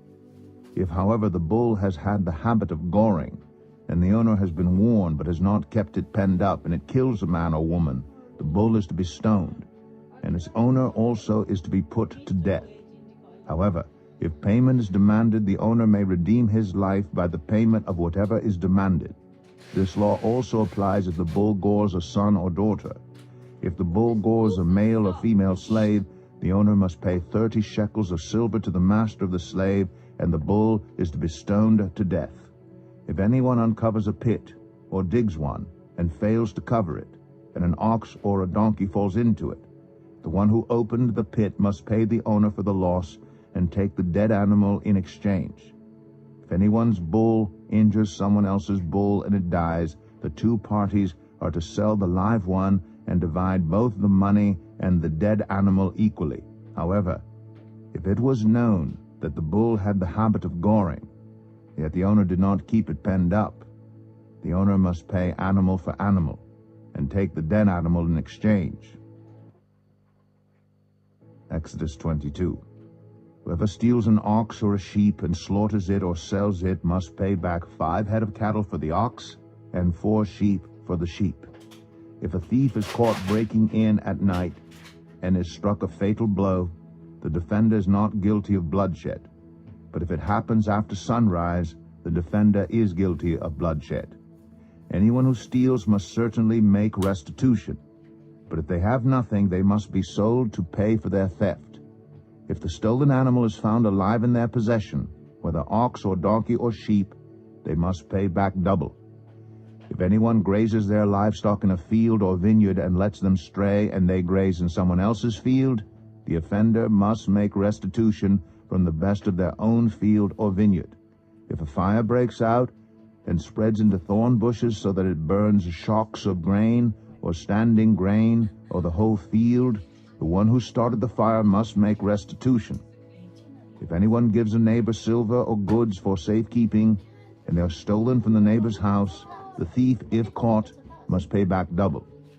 But if the thief is not found, the owner of the house must appear before the judges, and they must determine whether the owner of the house has laid hands on the other person's property. In all cases of illegal possession of an ox, a donkey, a sheep, a garment, or any other lost property about which somebody says, "This is mine," both parties are to bring their cases before the judges. The one whom the judges declare guilty must pay back double to the other. If anyone gives a donkey, an ox, a sheep, or any other animal to their neighbor for safekeeping, and it dies or is injured or is taken away while no one is looking, the issue between them will be settled by the taking of an oath before the Lord that the neighbor did not lay hands on the other person's property. The owner is to accept this, and no restitution is required. But if the animal was stolen from the neighbor, restitution must be made to the owner. If it was torn to pieces by a wild animal, the neighbor shall bring in the remains as evidence and shall not be required to pay for the torn animal. If anyone borrows an animal from their neighbor and it is injured or dies while the owner is not present, they must make restitution. But if the owner is with the animal, the borrower will not have to pay. If the animal was hired, the money paid for the hire covers the loss. If a man seduces a virgin who is not pledged to be married and sleeps with her, he must pay the bride price, and she shall be his wife. If her father absolutely refuses to give her to him, he must still pay the bride price for virgins. Do not allow a sorceress to live. Anyone who has sexual relations with an animal is to be put to death. Whoever sacrifices to any god other than the Lord must be destroyed. Do not mistreat or oppress a foreigner, for you were foreigners in Egypt. Do not take advantage of the widow or the fatherless. If you do, and they cry out to me, I will certainly hear their cry. My anger will be aroused, and I will kill you with the sword. Your wives will become widows, and your children fatherless. If you lend money to one of my people among you who is needy, do not treat it like a business deal. Charge no interest. If you take your neighbor's cloak as a pledge, return it by sunset, because that cloak is the only covering your neighbor has. What else can they sleep in? When they cry out to me, I will hear, for I am compassionate. Do not blaspheme God or curse the ruler of your people. Do not hold back offerings from your granaries or your vats. You must give me the firstborn of your sons. Do the same with your cattle and your sheep. Let them stay with their mothers for 7 days, but give them to me on the 8th day. You are to be my holy people. So do not eat the meat of an animal torn by wild beasts. Throw it to the dogs. Exodus 23. Do not spread false reports. Do not help a guilty person by being a malicious witness. Do not follow the crowd in doing wrong. When you give testimony in a lawsuit, do not pervert justice by siding with the crowd, and do not show favoritism to a poor person in a lawsuit. If you come across your enemy's ox or donkey wandering off, be sure to return it. If you see the donkey of someone who hates you fallen down under its load, do not leave it there. Be sure you help them with it. Do not deny justice to your poor people in their lawsuits. Have nothing to do with a false charge, and do not put an innocent or honest person to death, for I will not acquit the guilty. Do not accept a bribe, for a bribe blinds those who see and twists the words of the innocent. Do not oppress a foreigner. You yourselves know how it feels to be foreigners, because you were foreigners in Egypt. For 6 years you are to sow your fields and harvest the crops. But during the 7th year, let the land lie unplowed and unused. Then the poor among your people may get food from it, and the wild animals may eat what is left. Do the same with your vineyard and your olive grove. 6 days do your work, but on the 7th day do not work, so that your ox and your donkey may rest, and so that the slave born in your household and the foreigner living among you may be refreshed. Be careful to do everything I have said to you. Do not invoke the names of other gods. Do not let them be heard on your lips. 3 times a year you are to celebrate a festival to me. Celebrate the festival of unleavened bread. For 7 days eat bread made without yeast, as I commanded you. Do this at the appointed time in the month of Aviv, for in that month you came out of Egypt. No one is to appear before me empty-handed. Celebrate the festival of harvest with the first fruits of the crops you sow in your field. Celebrate the festival of ingathering at the end of the year, when you gather in your crops from the field. 3 times a year all the men are to appear before the sovereign Lord. Do not offer the blood of a sacrifice to me along with anything containing yeast. The fat of my festival offerings must not be kept until morning. Bring the best of the first fruits of your soil to the house of the Lord your God. Do not cook a young goat in its mother's milk. See, I am sending an angel ahead of you to guard you along the way and to bring you to the place I have prepared. Pay attention to him and listen to what he says. Do not rebel against him. He will not forgive your rebellion, since my name is in him. If you listen carefully to what he says and do all that I say, I will be an enemy to your enemies and will oppose those who oppose you. My angel will go ahead of you and bring you into the land of the Amorites, Hittites, Perizzites, Canaanites, Hivites, and Jebusites, and I will wipe them out. Do not bow down before their gods or worship them or follow their practices. You must demolish them and break their sacred stones to pieces. Worship the Lord your God, and his blessing will be on your food and water. I will take away sickness from among you, and none will miscarry or be barren in your land. I will give you a full lifespan. I will send my terror ahead of you and throw into confusion every nation you encounter. I will make all your enemies turn their backs and run. I will send the hornet ahead of you to drive the Hivites, Canaanites, and Hittites out of your way. But I will not drive them out in a single year, because the land would become desolate and the wild animals too numerous for you.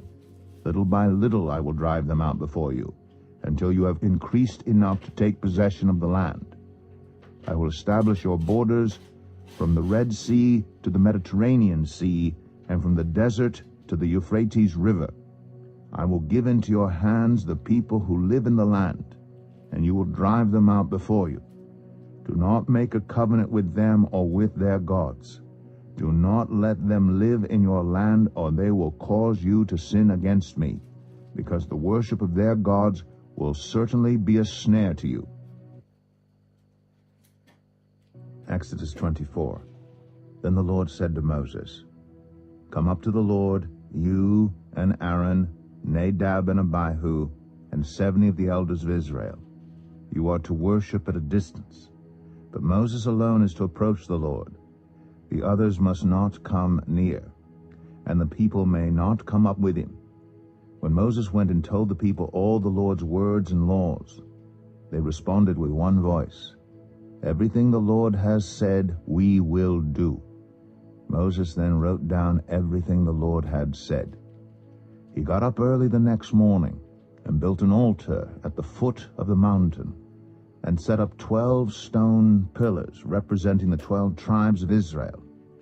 Then he sent young Israelite men, and they offered burnt offerings and sacrificed young bulls as fellowship offerings to the Lord.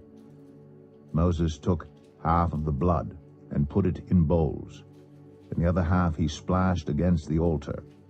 Then he took the book of the covenant and read it to the people. They responded, We will do everything the Lord has said. We will obey. Moses then took the blood, sprinkled it on the people, and said, This is the blood of the covenant that the Lord has made with you in accordance with all these words. Moses and Aaron, Nadab and Abihu, and the 70 elders of Israel went up and saw the God of Israel. Under his feet was something like a pavement made of lapis lazuli, as bright blue as the sky. But God did not raise his hand against these leaders of the Israelites. They saw God, and they ate and drank. The Lord said to Moses, Come up to me on the mountain and stay here, and I will give you the tablets of stone with the law and commandments I have written for their instruction. Then Moses set out with Joshua his aide, and Moses went up on the mountain of God. He said to the elders, Wait here for us until we come back to you. Aaron and Hur are with you, and anyone involved in a dispute can go to them. When Moses went up on the mountain, the cloud covered it, and the glory of the Lord settled on Mount Sinai. For 6 days the cloud covered the mountain, and on the 7th day the Lord called to Moses from within the cloud. To the Israelites the glory of the Lord looked like a consuming fire on top of the mountain. Then Moses entered the cloud as he went on up the mountain, and he stayed on the mountain 40 days and 40 nights. Exodus 25. The Lord said to Moses, Tell the Israelites to bring me an offering. You are to receive the offerings from me from everyone whose heart prompts them to give. These are the offerings you are to receive from them: gold, silver, and bronze, blue, purple, and scarlet yarn, and fine linen, goat hair, ram skins dyed red, and another type of durable leather, acacia wood, olive oil for the light, spices for the anointing oil and for the fragrant incense, and onyx stones and other gems to be mounted on the ephod and breastpiece. Then have them make a sanctuary for me, and I will dwell among them. Make this tabernacle and all its furnishings exactly like the pattern I will show you. Have them make an ark of acacia wood, 2.5 cubits long, 1.5 cubits wide, and 1.5 cubits high. Overlay it with pure gold, both inside and out, and make a gold molding around it. Cast 4 gold rings for it, and fasten them to its 4 feet, with 2 rings on one side and 2 rings on the other. Then make poles of acacia wood, and overlay them with gold. Insert the poles into the rings on the sides of the ark to carry it. The poles are to remain in the rings of this ark. They are not to be removed. Then put in the ark the tablets of the covenant law, which I will give you. Make an atonement cover of pure gold, 2.5 cubits long and 1.5 cubits wide, and make 2 cherubim out of hammered gold at the ends of the cover. Make 1 cherub on one end, and the second cherub on the other. Make the cherubim of one piece with the cover at the 2 ends. The cherubim are to have their wings spread upward, overshadowing the cover with them. The cherubim are to face each other, looking toward the cover. Place the cover on top of the ark, and put in the ark the tablets of the covenant law that I will give you. There above the cover, between the 2 cherubim that are over the ark of the covenant law, I will meet with you, and give you all my commands for the Israelites. Make a table of acacia wood, 2 cubits long, a cubit wide, and a cubit and a half high. Overlay it with pure gold, and make a gold molding around it. Also make around it a rim, a handbreadth wide, and put a gold molding on the rim. Make 4 gold rings for the table, and fasten them to the 4 corners where the 4 legs are. The rings are to be close to the rim, to hold the poles used in carrying the table. Make the poles of acacia wood, overlay them with gold, and carry the table with them. And make its plates and dishes of pure gold, as well as its pitchers and bowls for the pouring out of offerings. Put the bread of the presence on this table to be before me at all times. Make a lampstand of pure gold. Hammer out its base and shaft, and make its flower-like cups, buds, and blossoms of one piece with them. 6 branches are to extend from the sides of the lampstand, 3 on one side and 3 on the other. 3 cups shaped like almond flowers with buds and blossoms are to be on one branch, 3 on the next branch, and the same for all 6 branches extending from the lampstand. And on the lampstand there are to be 4 cups shaped like almond flowers with buds and blossoms. 1 bud shall be under the first pair of branches extending from the lampstand, a 2nd bud under the 2nd pair, and a 3rd bud under the 3rd pair, 6 branches in all. The buds and branches shall all be of one piece with the lampstand, hammered out of pure gold. Then make its 7 lamps, and set them up on it so that they light the space in front of it. Its wick trimmers and trays are to be of pure gold. A talent of pure gold is to be used for the lampstand and all these accessories. See that you make them according to the pattern shown you on the mountain. Exodus 26. Make the tabernacle with 10 curtains of finely twisted linen and blue, purple, and scarlet yarn, with cherubim woven into them by a skilled worker. All the curtains are to be the same size, 28 cubits long and 4 cubits wide. Join 5 of the curtains together, and do the same with the other 5. Make loops of blue material along the edge of the end curtain in one set, and do the same with the end curtain in the other set. Make 50 loops on one curtain, and 50 loops on the end curtain of the other set, with the loops opposite each other. Then make 50 gold clasps, and use them to fasten the curtains together so that the tabernacle is a unit. Make curtains of goat hair for the tent over the tabernacle, 11 altogether. All 11 curtains are to be the same size, 30 cubits long and 4 cubits wide. Join 5 of the curtains together into one set, and the other 6 into another set. Fold the 6th curtain double at the front of the tent. Make 50 loops along the edge of the end curtain in one set, and also along the edge of the end curtain in the other set. Then make 50 bronze clasps, and put them in the loops to fasten the tent together as a unit. As for the additional length of the tent curtains, the half curtain that is left over is to hang down at the rear of the tabernacle. The tent curtains will be a cubit longer on both sides. What is left will hang over the sides of the tabernacle so as to cover it. Make for the tent a covering of ram skins dyed red, and over that a covering of the other durable leather. Make upright frames of acacia wood for the tabernacle. Each frame is to be 10 cubits long and a cubit and a half wide, with 2 projections set parallel to each other. Make all the frames of the tabernacle in this way. Make 20 frames for the south side of the tabernacle, and make 40 silver bases to go under them, 2 bases for each frame, 1 under each projection.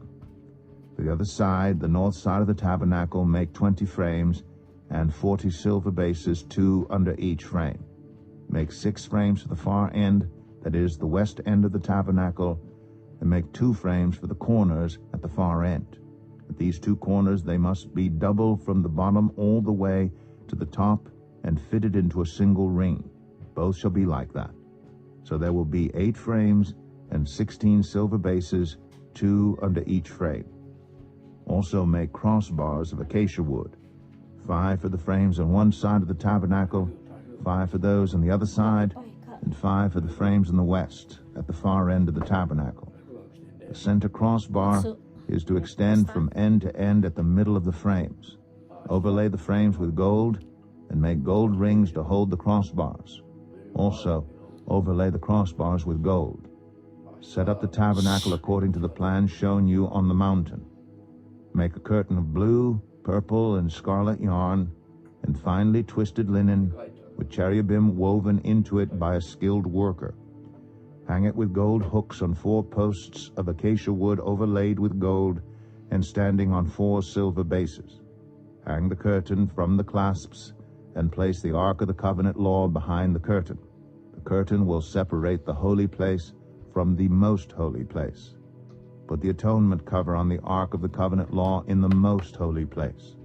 Place the table outside the curtain on the north side of the tabernacle, and put the lampstand opposite it on the south side.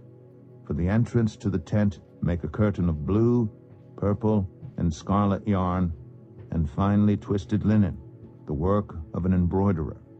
Make gold hooks for this curtain, and 5 posts of acacia wood overlaid with gold, and cast 5 bronze bases for them. Exodus 27. Build an altar of acacia wood 3 cubits high. It is to be square, 5 cubits long and 5 cubits wide. Make a horn at each of the 4 corners so that the horns in the altar are of one piece, and overlay the altar with bronze. Make all its utensils of bronze, its pots to remove the ashes, and its shovels, sprinkling bowls, meat forks, and fire pans. Make a grating for it, a bronze network, and make a bronze ring at each of the 4 corners of the network. Put it under the ledge of the altar so that it is halfway up the altar. Make poles of acacia wood for the altar and overlay them with bronze. The poles are to be inserted into the rings, so they will be on 2 sides of the altar when it is carried. Make the altar hollow out of boards. It is to be made just as you were shown on the mountain. Make a courtyard for the tabernacle. The south side shall be 100 cubits long, and is to have curtains of finely twisted linen, with 20 posts and 20 bronze bases, and with silver hooks and bands on the posts. The north side shall also be 100 cubits long, and is to have curtains with 20 posts and 20 bronze bases, and with silver hooks and bands on the posts. The west end of the courtyard shall be 50 cubits wide, and have curtains with 10 posts and 10 bases. On the east end toward the sunrise, the courtyard shall also be 50 cubits wide. Curtains 15 cubits long are to be on one side of the entrance, with 3 posts and 3 bases, and curtains 15 cubits long are to be on the other side, with 3 posts and 3 bases.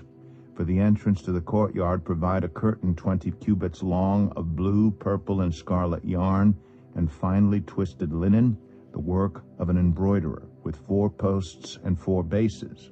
All the posts around the courtyard are to have silver bands and hooks and bronze bases. The courtyard shall be 100 cubits long and 50 cubits wide, with curtains of finely twisted linen 5 cubits high, and with bronze bases. All the other articles used in the service of the tabernacle, whatever their function, including all the tent pegs for it and those for the courtyard, are to be of bronze. Command the Israelites to bring you clear oil of pressed olives for the light, so that the lamps may be kept burning. In the tent of meeting, outside the curtain that shields the Ark of the Covenant law, Aaron and his sons are to keep the lamps burning before the Lord from evening till morning. This is to be a lasting ordinance among the Israelites for the generations to come. Exodus 28. Have Aaron your brother brought to you from among the Israelites, along with his sons, Nadab and Abihu, Eleazar and Ithamar, so they may serve me as priests. Make sacred garments for your brother Aaron to give him dignity and honor. Tell all the skilled workers to whom I have given wisdom in such matters that they are to make garments for Aaron for his consecration, so he may serve me as priest. These are the garments they are to make: a breastpiece, an ephod, a robe, a woven tunic, a turban, and a sash. They are to make these sacred garments for your brother Aaron and his sons, so they may serve me as priests. Have them use gold and blue, purple, and scarlet yarn and fine linen. Make the ephod of gold, and of blue, purple, and scarlet yarn, and of finely twisted linen, the work of skilled hands. It is to have 2 shoulder pieces attached to 2 of its corners, so it can be fastened. Its skillfully woven waistband is to be like it, of 1 piece with the ephod, and made with gold, and with blue, purple, and scarlet yarn, and with finely twisted linen. Take 2 onyx stones, and engrave on them the names of the sons of Israel in the order of their birth, 6 names on 1 stone, and the remaining 6 on the other. Engrave the names of the sons of Israel on the 2 stones the way a gem cutter engraves a seal. Then mount the stones in gold filigree settings, and fasten them on the shoulder pieces of the ephod as memorial stones for the sons of Israel. Aaron is to bear the names on his shoulders as a memorial before the Lord. Make gold filigree settings and 2 braided chains of pure gold like a rope, and attach the chains to the settings. Fashion a breastpiece for making decisions, the work of skilled hands. Make it like the ephod, of gold and of blue, purple, and scarlet yarn, and of finely twisted linen. It is to be square, a span long and a span wide, and folded double. Then mount 4 rows of precious stones on it. The first row shall be carnelian, chrysolite, and beryl. The second row shall be turquoise, lapis lazuli, and emerald. The third row shall be jacinth, agate, and amethyst. The fourth row shall be topaz, onyx, and jasper. Mount them in gold filigree settings. There are to be 12 stones, 1 for each of the names of the sons of Israel, each engraved like a seal with the name of one of the 12 tribes. For the breastpiece, make braided chains of pure gold, like a rope. Make 2 gold rings for it, and fasten them to 2 corners of the breastpiece. Fasten the 2 gold chains to the rings at the corners of the breastpiece, and the other ends of the chains to the 2 settings, attaching them to the shoulder pieces of the ephod at the front. Make 2 gold rings and attach them to the other 2 corners of the breastpiece on the inside edge next to the ephod. Make 2 more gold rings and attach them to the bottom of the shoulder pieces on the front of the ephod, close to the seam just above the waistband of the ephod. The rings of the breastpiece are to be tied to the rings of the ephod with blue cord connecting it to the waistband, so that the breastpiece will not swing out from the ephod. Whenever Aaron enters the holy place, he will bear the names of the sons of Israel over his heart on the breastpiece of decision as a continuing memorial before the Lord. Also put the Urim and the Thummim in the breastpiece, so they may be over Aaron's heart whenever he enters the presence of the Lord. Thus Aaron will always bear the means of making decisions for the Israelites over his heart before the Lord. Make the robe of the ephod entirely of blue cloth, with an opening for the head in its center.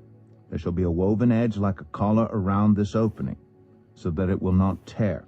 Make pomegranates of blue, purple, and scarlet yarn around the hem of the robe, with gold bells between them.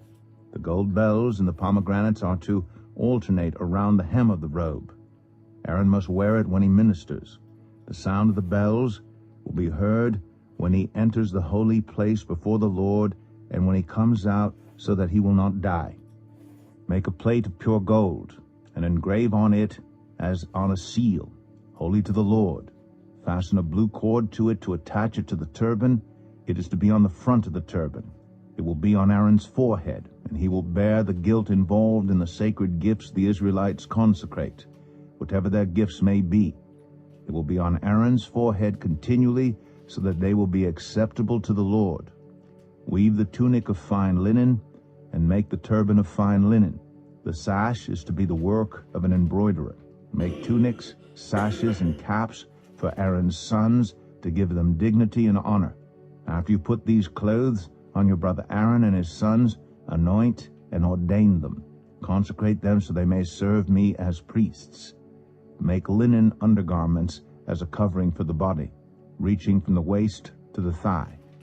Aaron and his sons must wear them whenever they enter the tent of meeting or approach the altar to minister in the holy place, so that they will not incur guilt and die. This is to be a lasting ordinance for Aaron and his descendants. Exodus 29.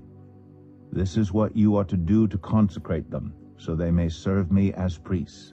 Take a young bull and 2 rams without defect, and from the finest wheat flour make round loaves without yeast, thick loaves without yeast and with olive oil mixed in, and thin loaves without yeast and brushed with olive oil. Put them in a basket and present them along with the bull and the 2 rams.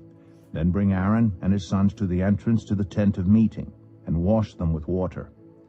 Take the garments and dress Aaron with the tunic, the robe of the ephod itself, and the breastpiece. Fasten the ephod on him by its skillfully woven waistband. Put the turban on his head, and attach the sacred emblem to the turban. Take the anointing oil and anoint him by pouring it on his head. Bring his sons and dress them in tunics and fasten caps on them. Then tie sashes on Aaron and his sons. The priesthood is theirs by a lasting ordinance. Then you shall ordain Aaron and his sons. Bring the bull to the front of the tent of meeting, and Aaron and his sons shall lay their hands on its head. Slaughter it in the Lord's presence at the entrance to the tent of meeting. Take some of the bull's blood and put it on the horns of the altar with your finger, and pour out the rest of it at the base of the altar. Then take all the fat on the internal organs, the long lobe of the liver, and both kidneys with the fat on them, and burn them on the altar. But burn the bull's flesh and its hide and its intestines outside the camp. It is a sin offering. Take one of the rams, and Aaron and his sons shall lay their hands on its head. Slaughter it, and take the blood and splash it against the sides of the altar. Cut the ram into pieces, and wash the internal organs and the legs, putting them with the head and the other pieces. Then burn the entire ram on the altar. It is a burnt offering to the Lord, a pleasing aroma, a food offering presented to the Lord. Take the other ram, and Aaron and his son shall lay their hands on its head. Slaughter it, take some of its blood, and put it on the lobes of the right ears of Aaron and his sons, on the thumbs of their right hands, and on the big toes of their right feet. Then splash blood against the sides of the altar, and take some blood from the altar and some of the anointing oil, and sprinkle it on Aaron and his garments, and on his sons and their garments. Then he and his sons and their garments will be consecrated. Take from this ram the fat tail, the fat on the internal organs, the long lobe of the liver, both kidneys with the fat on them, and the right thigh. This is the ram for the ordination. From the basket of bread made without yeast, which is before the Lord, take 1 round loaf, 1 thick loaf with olive oil mixed in, and 1 thin loaf. Put all these in the hands of Aaron and his sons, and have them wave them before the Lord as a wave offering. Then take them from their hands, and burn them on the altar along with the burnt offering for a pleasing aroma to the Lord, a food offering presented to the Lord. After you take the breast of the ram for Aaron's ordination, wave it before the Lord as a wave offering, and it will be your share. Consecrate those parts of the ordination ram that belong to Aaron and his sons. The breast that was waved and the thigh that was presented, this is always to be the perpetual share from the Israelites for Aaron and his sons. It is the contribution the Israelites are to make to the Lord from their fellowship offerings, Aaron's sacred garments, will belong to his descendants, so that they can be anointed and ordained in them. The son who succeeds him as priest and comes to the tent of meeting to minister in the holy place is to wear them 7 days. Take the ram for the ordination and cook the meat in a sacred place. At the entrance to the tent of meeting, Aaron and his sons are to eat the meat of the ram and the bread that is in the basket. They are to eat these offerings by which atonement was made for their ordination and consecration. But no one else may eat them, because they are sacred. And if any of the meat of the ordination ram or any bread is left over till morning, burn it up. It must not be eaten, because it is sacred. Do for Aaron and his sons everything I have commanded you, taking 7 days to ordain them. Sacrifice a bull each day as a sin offering to make atonement. Purify the altar by making atonement for it, and anoint it to consecrate it. For 7 days make atonement for the altar and consecrate it. Then the altar will be most holy, and whatever touches it will be holy. This is what you are to offer on the altar regularly each day: 2 lambs a year old. Offer one in the morning and the other at twilight. With the first lamb offer 1/10 of an ephah of the finest flour mixed with 1/4 of a hin of oil from pressed olives, and 1/4 of a hin of wine as a drink offering. Sacrifice the other lamb at twilight with the same grain offering and its drink offering as in the morning, a pleasing aroma, a food offering presented to the Lord. For the generations to come, this burnt offering is to be made regularly at the entrance to the tent of meeting before the Lord. There I will meet you and speak to you. There also I will meet with the Israelites, and the place will be consecrated by my glory. So I will consecrate the tent of meeting and the altar, and will consecrate Aaron and his sons to serve me as priests. Then I will dwell among the Israelites and be their God.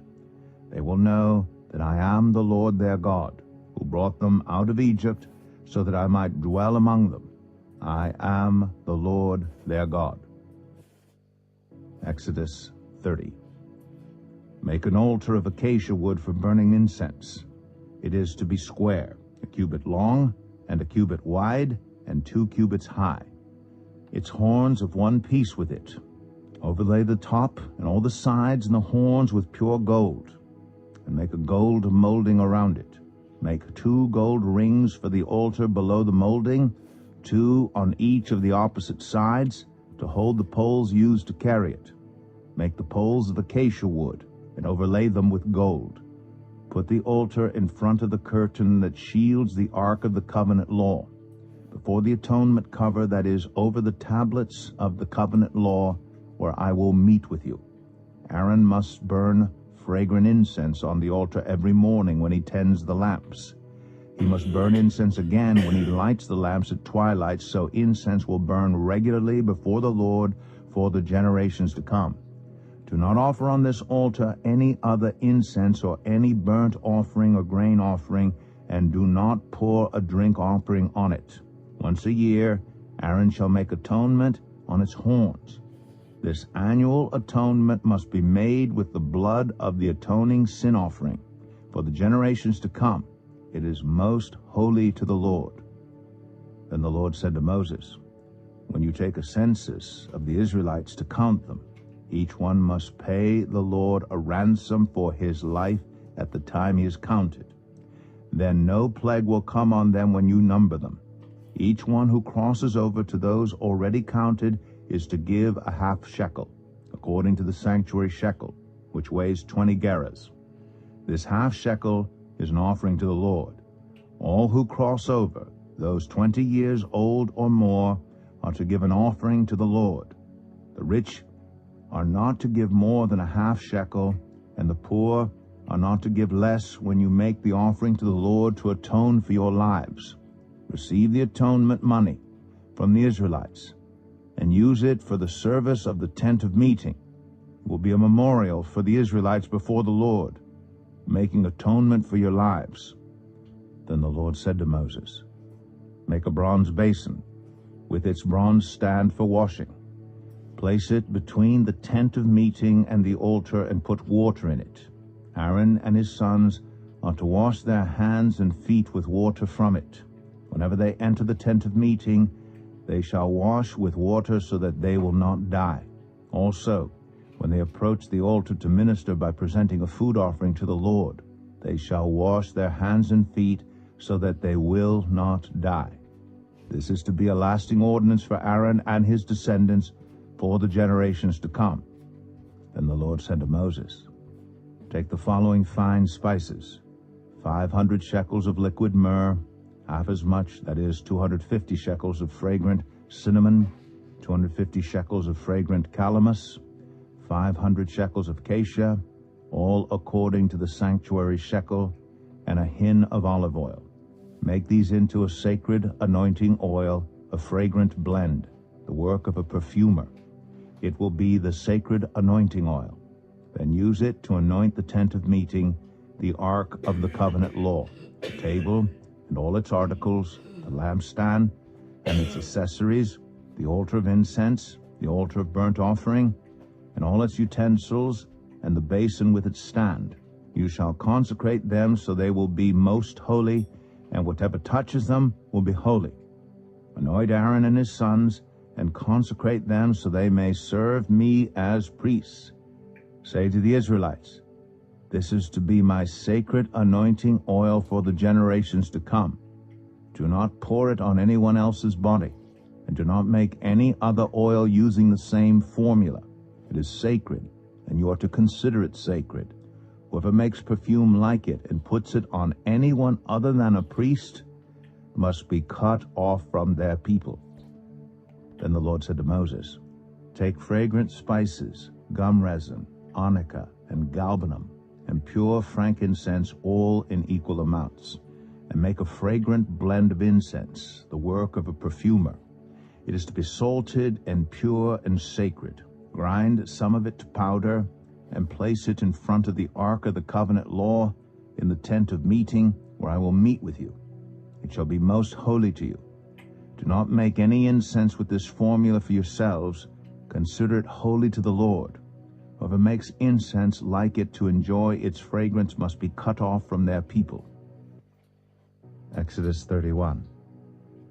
Then the Lord said to Moses, "See, I have chosen Bezalel, son of Uri, son of Hur, of the tribe of Judah, and I have filled him with the Spirit of God, with wisdom, with understanding, with knowledge, and with all kinds of skills, to make artistic designs for work in gold, silver, and bronze, to cut and set stones, to work in wood, and to engage in all kinds of crafts.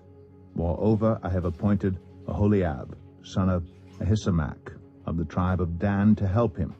Also I have given ability to all the skilled workers to make everything I have commanded you: the tent of meeting, the ark of the covenant law, with the atonement cover on it, and all the other furnishings of the tent, the table and its articles, the pure gold lampstand, and all its accessories, the altar of incense, the altar of burnt offering, and all its utensils, the basin with its stand, and also the woven garments, both the sacred garments for Aaron, the priest, and the garments for his sons when they serve as priests, and the anointing oil and fragrant incense for the holy place.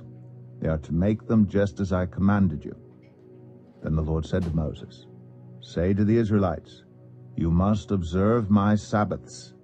This will be a sign between me and you for the generations to come, so you may know that I am the Lord who makes you holy. Observe the Sabbath, because it is holy to you. Anyone who desecrates it is to be put to death. Those who do any work on that day must be cut off from their people. For 6 days work is to be done, but the seventh day is a day of Sabbath rest, holy to the Lord. Whoever does any work on the Sabbath day is to be put to death. The Israelites are to observe the Sabbath, celebrating it for the generations to come as a lasting covenant. It will be a sign between me and the Israelites forever, for in 6 days the Lord made the heavens and the earth, and on the seventh day he rested and was refreshed." When the Lord finished speaking to Moses on Mount Sinai, he gave him the 2 tablets of the covenant law, the tablets of stone inscribed by the finger of God. Exodus 32. When the people saw that Moses was so long in coming down from the mountain, they gathered round Aaron and said, "Come, make us gods who will go before us. As for this fellow Moses, who brought us up out of Egypt, we don't know what has happened to him." Aaron answered them, "Take off the gold earrings that your wives, your sons, and your daughters are wearing, and bring them to me." So all the people took off their earrings and brought them to Aaron. He took what they handed him and made it into an idol, cast in the shape of a calf, fashioning it with a tool. Then they said, "These are your gods, Israel, who brought you up out of Egypt." When Aaron saw this, he built an altar in front of the calf and announced, "Tomorrow there will be a festival to the Lord." So the next day the people rose early and sacrificed burnt offerings and presented fellowship offerings. Afterward they sat down to eat and drink and got up to indulge in revelry. Then the Lord said to Moses, "Go down, because your people whom you brought up out of Egypt have become corrupt. They have been quick to turn away from what I commanded them, and have made themselves an idol cast in the shape of a calf. They have bowed down to it and sacrificed to it, and have said, 'These are your gods, Israel, who brought you up out of Egypt.' I have seen these people," the Lord said to Moses, "and they are a stiff-necked people. Now leave me alone, so that my anger may burn against them, and that I may destroy them. Then I will make you into a great nation." But Moses sought the favor of the Lord his God. "Lord," he said, "why should your anger burn against your people whom you brought out of Egypt with great power and a mighty hand? Why should the Egyptians say, 'It was with evil intent that he brought them out, to kill them in the mountains, and to wipe them off the face of the earth'? Turn from your fierce anger, relent, and do not bring disaster on your people. Remember your servants Abraham, Isaac, and Israel, to whom you swore by your own self, 'I will make your descendants as numerous as the stars in the sky, and I will give your descendants all this land I promised them, and it will be their inheritance forever.' Then the Lord relented, and did not bring on his people the disaster he had threatened. Moses turned and went down the mountain with the 2 tablets of the covenant law in his hands. They were inscribed on both sides, front and back. The tablets were the work of God. The writing was the writing of God, engraved on the tablets. When Joshua heard the noise of the people shouting, he said to Moses, "There is the sound of war in the camp." Moses replied, "It is not the sound of victory. It is not the sound of defeat. It is the sound of singing that I hear." When Moses approached the camp and saw the calf and the dancing, his anger burned, and he threw the tablets out of his hands, breaking them to pieces at the foot of the mountain. And he took the calf the people had made and burned it in the fire. Then he ground it to powder, scattered it on the water, and made the Israelites drink it. He said to Aaron, "What did these people do to you, that you led them into such great sin?" "Do not be angry, my lord," Aaron answered. "You know how prone these people are to evil. They said to me, 'Make us gods who will go before us.' As for this fellow Moses who brought us up out of Egypt, we don't know what has happened to him." So I told them, "Whoever has any gold jewelry, take it off." Then they gave me the gold, and I threw it into the fire, and out came this calf. Moses saw that the people were running wild, and that Aaron had let them get out of control and so become a laughingstock to their enemies. So he stood at the entrance to the camp and said, "Whoever is for the Lord, come to me." And all the Levites rallied to him. Then he said to them, "This is what the Lord, the God of Israel, says. Each man strap a sword to his side. Go back and forth through the camp from one end to the other, each killing his brother and friend and neighbor." The Levites did as Moses commanded, and that day about 3,000 of the people died. Then Moses said, "You have been set apart to the Lord today, for you were against your own sons and brothers, and he has blessed you this day."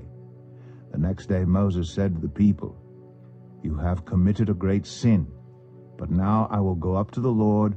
Perhaps I can make atonement for your sin."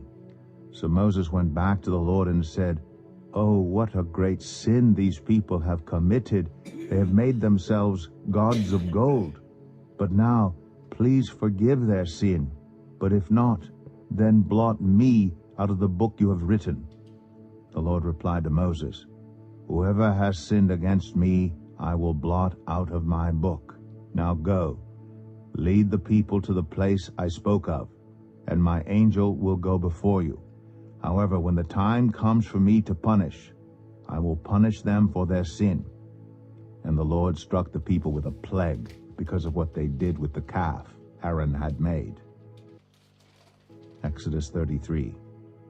Then the Lord said to Moses, "Leave this place, you and the people you brought up out of Egypt, and go up to the land I promised on oath to Abraham, Isaac, and Jacob, saying, I will give it to your descendants.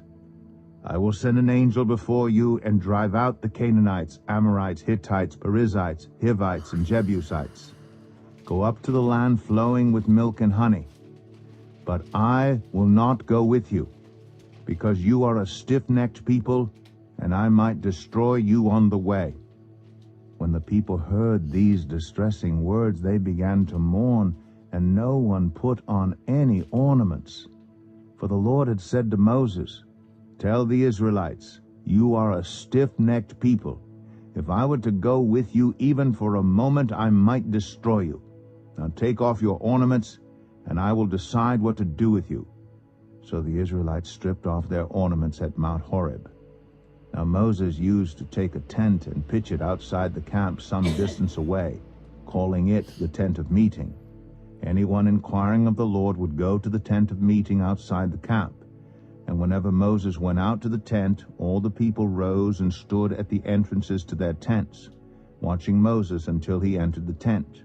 As Moses went into the tent, the pillar of cloud would come down and stay at the entrance, while the Lord spoke with Moses. Whenever the people saw the pillar of cloud standing at the entrance to the tent, they all stood and worshipped, each at the entrance to their tent. The Lord would speak to Moses face to face, as one speaks to a friend. Then Moses would return to the camp. But his young aide Joshua, son of Nun, did not leave the tent. Moses said to the Lord, "You have been telling me, 'Lead these people,' but you have not let me know whom you will send with me. You have said, 'I know you by name,' and you have found favor with me. If you are pleased with me, teach me your ways, so I may know you, and continue to find favor with you. Remember that this nation is your people."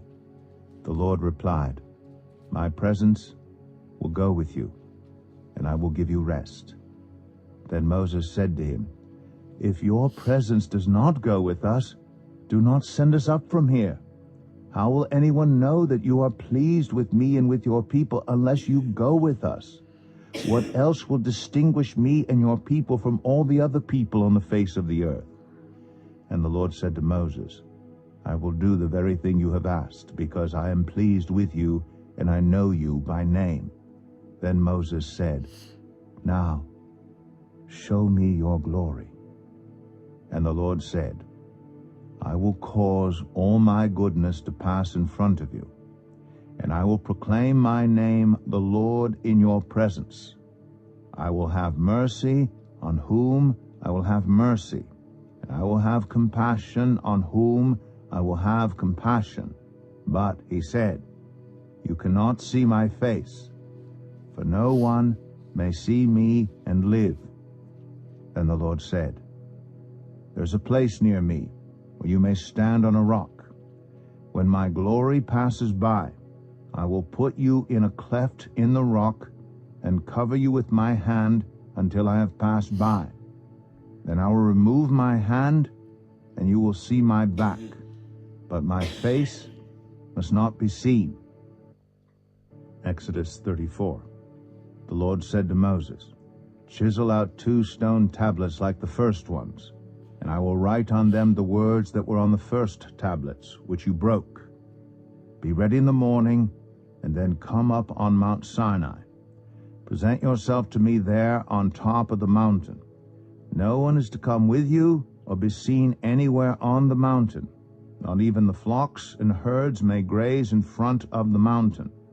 So Moses chiseled out 2 stone tablets like the first ones, and went up Mount Sinai early in the morning, as the Lord had commanded him. And he carried the 2 stone tablets in his hands. Then the Lord came down in the cloud, and stood there with him, and proclaimed his name, the Lord. And he passed in front of Moses, proclaiming, the Lord, the compassionate and gracious God, slow to anger, abounding in love and faithfulness, maintaining love to thousands, and forgiving wickedness, rebellion, and sin. Yet he does not leave the guilty unpunished. He punishes the children and their children for the sin of the parents to the 3rd and 4th generation. Moses bowed to the ground at once and worshipped. Lord, he said, if I have found favor in your eyes, then let the Lord go with us. Although this is a stiff-necked people, forgive our wickedness and our sin, and take us as your inheritance. Then the Lord said, I am making a covenant with you. Before all your people I will do wonders never before done in any nation in all the world. The people you live among will see how awesome is the work that I, the Lord, will do for you. Obey what I command you today. I will drive out before you the Amorites, Canaanites, Hittites, Perizzites, Hivites, and Jebusites. Be careful not to make a treaty with those who live in the land where you are going, or they will be a snare among you. Break down their altars, smash their sacred stones, and cut down their Asherah poles. Do not worship any other god, for the Lord, whose name is jealous, is a jealous God. Be careful not to make a treaty with those who live in the land, for when they prostitute themselves to their gods and sacrifice to them, they will invite you, and you will eat their sacrifices.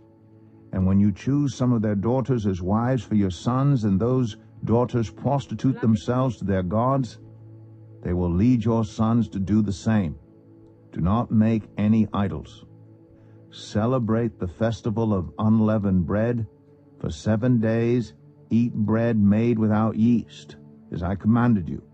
Do this at the appointed time in the month of Aviv, for in that month you came out of Egypt. The first offspring of every womb belongs to me, including all the firstborn males of your livestock, whether from herd or flock. Redeem the firstborn donkey with a lamb, but if you do not redeem it, break its neck. Redeem all your firstborn sons. No one is to appear before me empty-handed. 6 days you shall labor, but on the 7th day you shall rest. Even during the plowing season and harvest you must rest. Celebrate the festival of weeks with the first fruits of the wheat harvest, and the festival of ingathering at the turn of the year. 3 times a year all your men are to appear before the sovereign Lord, the God of Israel. I will drive out nations before you, and enlarge your territory, and no one will covet your land when you go up 3 times each year to appear before the Lord your God. Do not offer the blood of a sacrifice to me along with anything containing yeast, and do not let any of the sacrifice from the Passover festival remain until morning. Bring the best of the first fruits of your soil to the house of the Lord your God. Do not cook a young goat in its mother's milk. Then the Lord said to Moses, Write down these words, for in accordance with these words I have made a covenant with you and with Israel. Moses was there with the Lord 40 days and 40 nights without eating bread or drinking water, and he wrote on the tablets the words of the covenant, the 10 Commandments. When Moses came down from Mount Sinai with the 2 tablets of the covenant law in his hands, he was not aware that his face was radiant, because he had spoken with the Lord. When Aaron and all the Israelites saw Moses, his face was radiant, and they were afraid to come near him. But Moses called to them. So Aaron and all the leaders of the community came back to him, and he spoke to them. Afterward all the Israelites came near him, and he gave them all the commands the Lord had given him on Mount Sinai. When Moses finished speaking to them, he put a veil over his face. But whenever he entered the Lord's presence to speak with him, he removed the veil until he came out. And when he came out and told the Israelites what he had been commanded, they saw that his face was radiant. Then Moses would put the veil back over his face until he went in to speak with the Lord. Exodus 35. Moses assembled the whole Israelite community and said to them, "These are the things the Lord has commanded you to do. For 6 days work is to be done. But the seventh day shall be your holy day, a day of Sabbath rest to the Lord. Whoever does any work on it is to be put to death. Do not light a fire in any of your dwellings on the Sabbath day." Moses said to the whole Israelite community, "This is what the Lord has commanded. From what you have, take an offering for the Lord. Everyone who is willing is to bring to the Lord an offering of gold, silver, and bronze, blue, purple, and scarlet yarn, and fine linen, goat hair, ram skins dyed red, and another type of durable leather, acacia wood, olive oil for the light, spices for the anointing oil, and for the fragrant incense, and onyx stones, and other gems to be mounted on the ephod and breastpiece. All who are skilled among you are to come and make everything the Lord has commanded: the tabernacle with its tent and its covering, clasps, frames, crossbars, posts, and bases, the ark with its poles and the atonement cover, and the curtain that shields it, the table with its poles and all its articles, and the bread of the presence, the lampstand that is for light with its accessories, lamps, and oil for the light, the altar of incense with its poles, the anointing oil, and the fragrant incense, the curtain for the doorway at the entrance to the tabernacle, the altar of burnt offering with its bronze grating, its poles, and all its utensils, the bronze basin with its stand, the curtains of the courtyard with its posts and bases, and the curtain for the entrance to the courtyard, the tent pegs for the tabernacle and for the courtyard, and their ropes, the woven garments worn for ministering in the sanctuary, both the sacred garments for Aaron the priest and the garments for his sons when they serve as priests. Then the whole Israelite community withdrew from Moses' presence, and everyone who was willing and whose heart moved them came and brought an offering to the Lord for the work on the tent of meeting, for all its service, and for the sacred garments. All who were willing, men and women alike, came and brought gold jewelry of all kinds, brooches, earrings, rings, and ornaments. They all presented their gold as a wave offering to the Lord.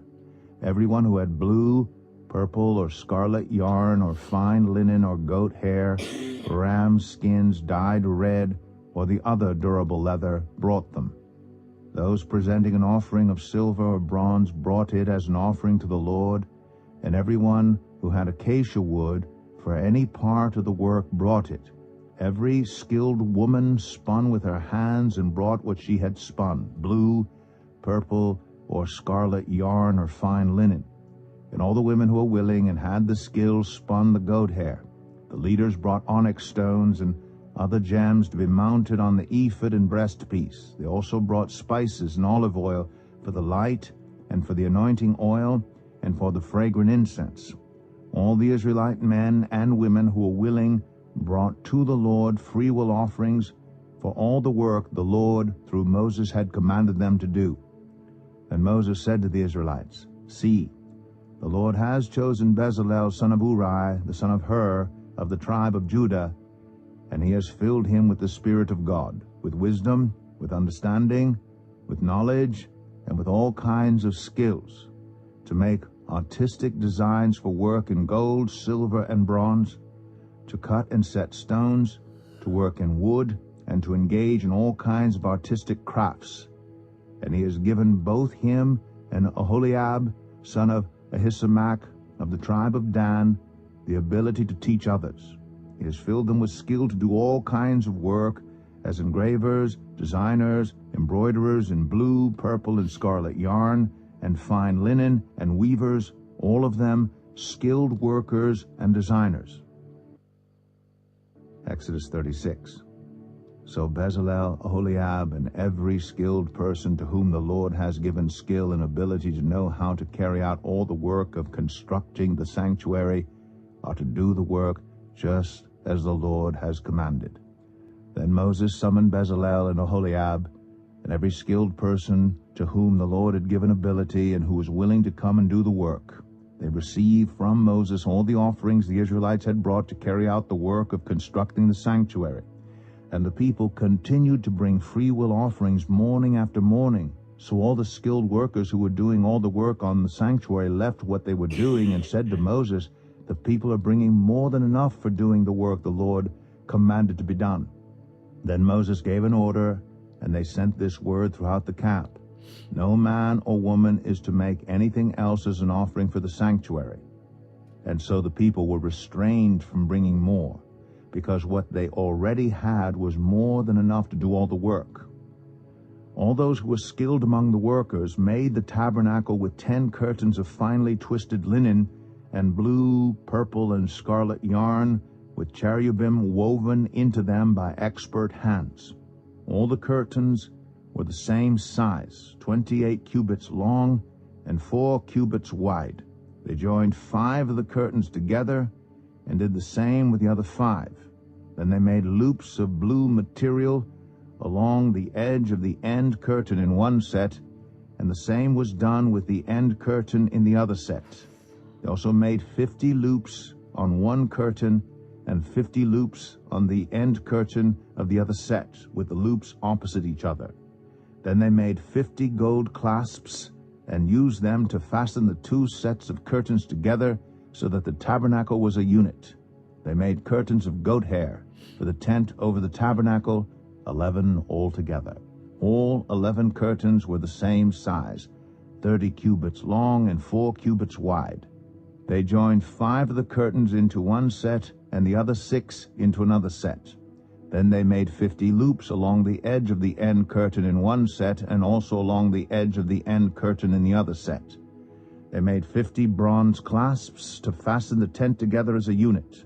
Then they made for the tent a covering of ram skins dyed red, and over that a covering of the other durable leather. They made upright frames of acacia wood for the tabernacle. Each frame was 10 cubits long and 1.5 cubits wide, with 2 projections set parallel to each other. They made all the frames of the tabernacle in this way. They made 20 frames for the south side of the tabernacle and made 40 silver bases to go under them, 2 bases for each frame, 1 under each projection. For the other side, the north side of the tabernacle, they made 20 frames and 40 silver bases, 2 under each frame. They made 6 frames for the far end, that is the west end of the tabernacle, and 2 frames were made for the corners of the tabernacle at the far end. At these 2 corners the frames were double from the bottom all the way to the top and fitted into a single ring. Both were made alike. So there were 8 frames and 16 silver bases, 2 under each frame. They also made crossbars of acacia wood, 5 for the frames on one side of the tabernacle, 5 for those on the other side, and 5 for the frames on the west, at the far end of the tabernacle. They made the center crossbar so that it extended from end to end at the middle of the frames. They overlaid the frames with gold and made gold rings to hold the crossbars. They also overlaid the crossbars with gold. They made the curtain of blue, purple, and scarlet yarn and finely twisted linen, with cherubim woven into it by a skilled worker. They made 4 posts of acacia wood for it and overlaid them with gold. They made gold hooks for them and cast their 4 silver bases. For the entrance to the tent, they made a curtain of blue, purple, and scarlet yarn and finely twisted linen, the work of an embroiderer. And they made 5 posts with hooks for them. They overlaid the tops of the posts and their bands with gold, and made their 5 bases of bronze. Exodus 37. Bezalel made the ark of acacia wood, 2.5 cubits long, 1.5 cubits wide, and 1.5 cubits high. He overlaid it with pure gold, both inside and out, and made a gold molding around it. He cast 4 gold rings for it, and fastened them to its 4 feet, with 2 rings on one side and 2 rings on the other. Then he made poles of acacia wood, and overlaid them with gold. And he inserted the poles into the rings on the sides of the ark to carry it. He made the atonement cover of pure gold, 2.5 cubits long and 1.5 cubits wide. Then he made 2 cherubim out of hammered gold at the ends of the cover. He made 1 cherub on one end and the second cherub on the other. At the 2 ends he made them of one piece with the cover. The cherubim had their wings spread upward, overshadowing the cover with them. The cherubim faced each other, looking toward the cover. They made the table of acacia wood, 2 cubits long, 1 cubit wide, and 1.5 cubits high. Then they overlaid it with pure gold and made a gold molding around it. They also made around it a rim, a handbreadth wide, and put a gold molding on the rim. They cast 4 gold rings for the table and fastened them to the 4 corners where the 4 legs were. The rings were put close to the rim to hold the poles used in carrying the table. The poles for carrying the table were made of acacia wood and were overlaid with gold. And they made from pure gold the articles for the table, its plates and dishes and bowls and its pitchers for the pouring out of drink offerings. They made the lampstand of pure gold. They hammered out its base and shaft and made its flower-like cups, buds, and blossoms of one piece with them. 6 branches extended from the sides of the lampstand, 3 on one side and 3 on the other. 3 cups shaped like almond flowers with buds and blossoms were on one branch, 3 on the next branch, and the same for all 6 branches extending from the lampstand. And on the lampstand were 4 cups shaped like almond flowers with buds and blossoms. 1 bud was under the first pair of branches extending from the lampstand, a 2nd bud under the 2nd pair, and a 3rd bud under the 3rd pair, 6 branches in all. The buds and the branches were all of one piece with the lampstand hammered out of pure gold. They made it 7 lamps as well as its wick trimmers and trays of pure gold. They made the lampstand and all its accessories from 1 talent of pure gold. They made the altar of incense out of acacia wood. It was square, 1 cubit long and 1 cubit wide and 2 cubits high. Its horns of one piece with it. They overlaid the top and all the sides and the horns with pure gold, and made a gold molding around it. They made 2 gold rings below the molding, 2 on each of the opposite sides, to hold the poles used to carry it. They made the poles of acacia wood and overlaid them with gold. They also made the sacred anointing oil and the pure, fragrant incense, the work of a perfumer. Exodus 38. They built the altar of burnt offering of acacia wood, 3 cubits high. It was square, 5 cubits long and 5 cubits wide. They made a horn at each of the 4 corners so that the horns and the altar were of one piece, and they overlaid the altar with bronze. They made all its utensils of bronze, its pots, shovels, sprinkling bowls, meat forks, and fire pans. They made a grating for the altar, a bronze network to be under its ledge halfway up the altar. They cast bronze rings to hold the poles for the 4 corners of the bronze grating. They made the poles of acacia wood and overlaid them with bronze. They inserted the poles into the rings so they would be on the sides of the altar for carrying it. They made it hollow out of boards. They made the bronze basin and its bronze stand from the mirrors of the women who served at the entrance to the tent of meeting. Next they made the courtyard. The south side was 100 cubits long, and had curtains of finely twisted linen, with 20 posts and 20 bronze bases, and with silver hooks and bands on the post. The north side was also 100 cubits long, and had 20 posts and 20 bronze bases with silver hooks and bands on the post. The west end was 50 cubits wide and had curtains, with 10 posts and 10 bases, with silver hooks and bands on the posts. The east end toward the sunrise was also 50 cubits wide.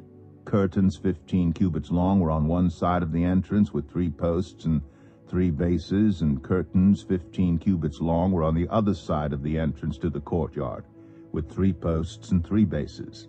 All the curtains around the courtyard were of finely twisted linen. The bases for the posts were bronze. The hooks and bands on the posts were silver, and their tops were overlaid with silver. So all the posts of the courtyard had silver bands. The curtain for the entrance to the courtyard was made of blue, purple, and scarlet yarn and finely twisted linen, the work of an embroiderer. It was 20 cubits long, and like the curtains of the courtyard, 5 cubits high, with 4 posts and 4 bronze bases. Their hooks and bands were silver, and their tops were overlaid with silver. All the tent pegs of the tabernacle and of the surrounding courtyard were bronze. These are the amounts of the material used for the tabernacle. The tabernacle of the covenant law, which were recorded at Moses' command by the Levites under the direction of Ithamar, son of Aaron, the priest. Bezalel, son of Uri, the son of Hur, of the tribe of Judah, made everything the Lord commanded Moses.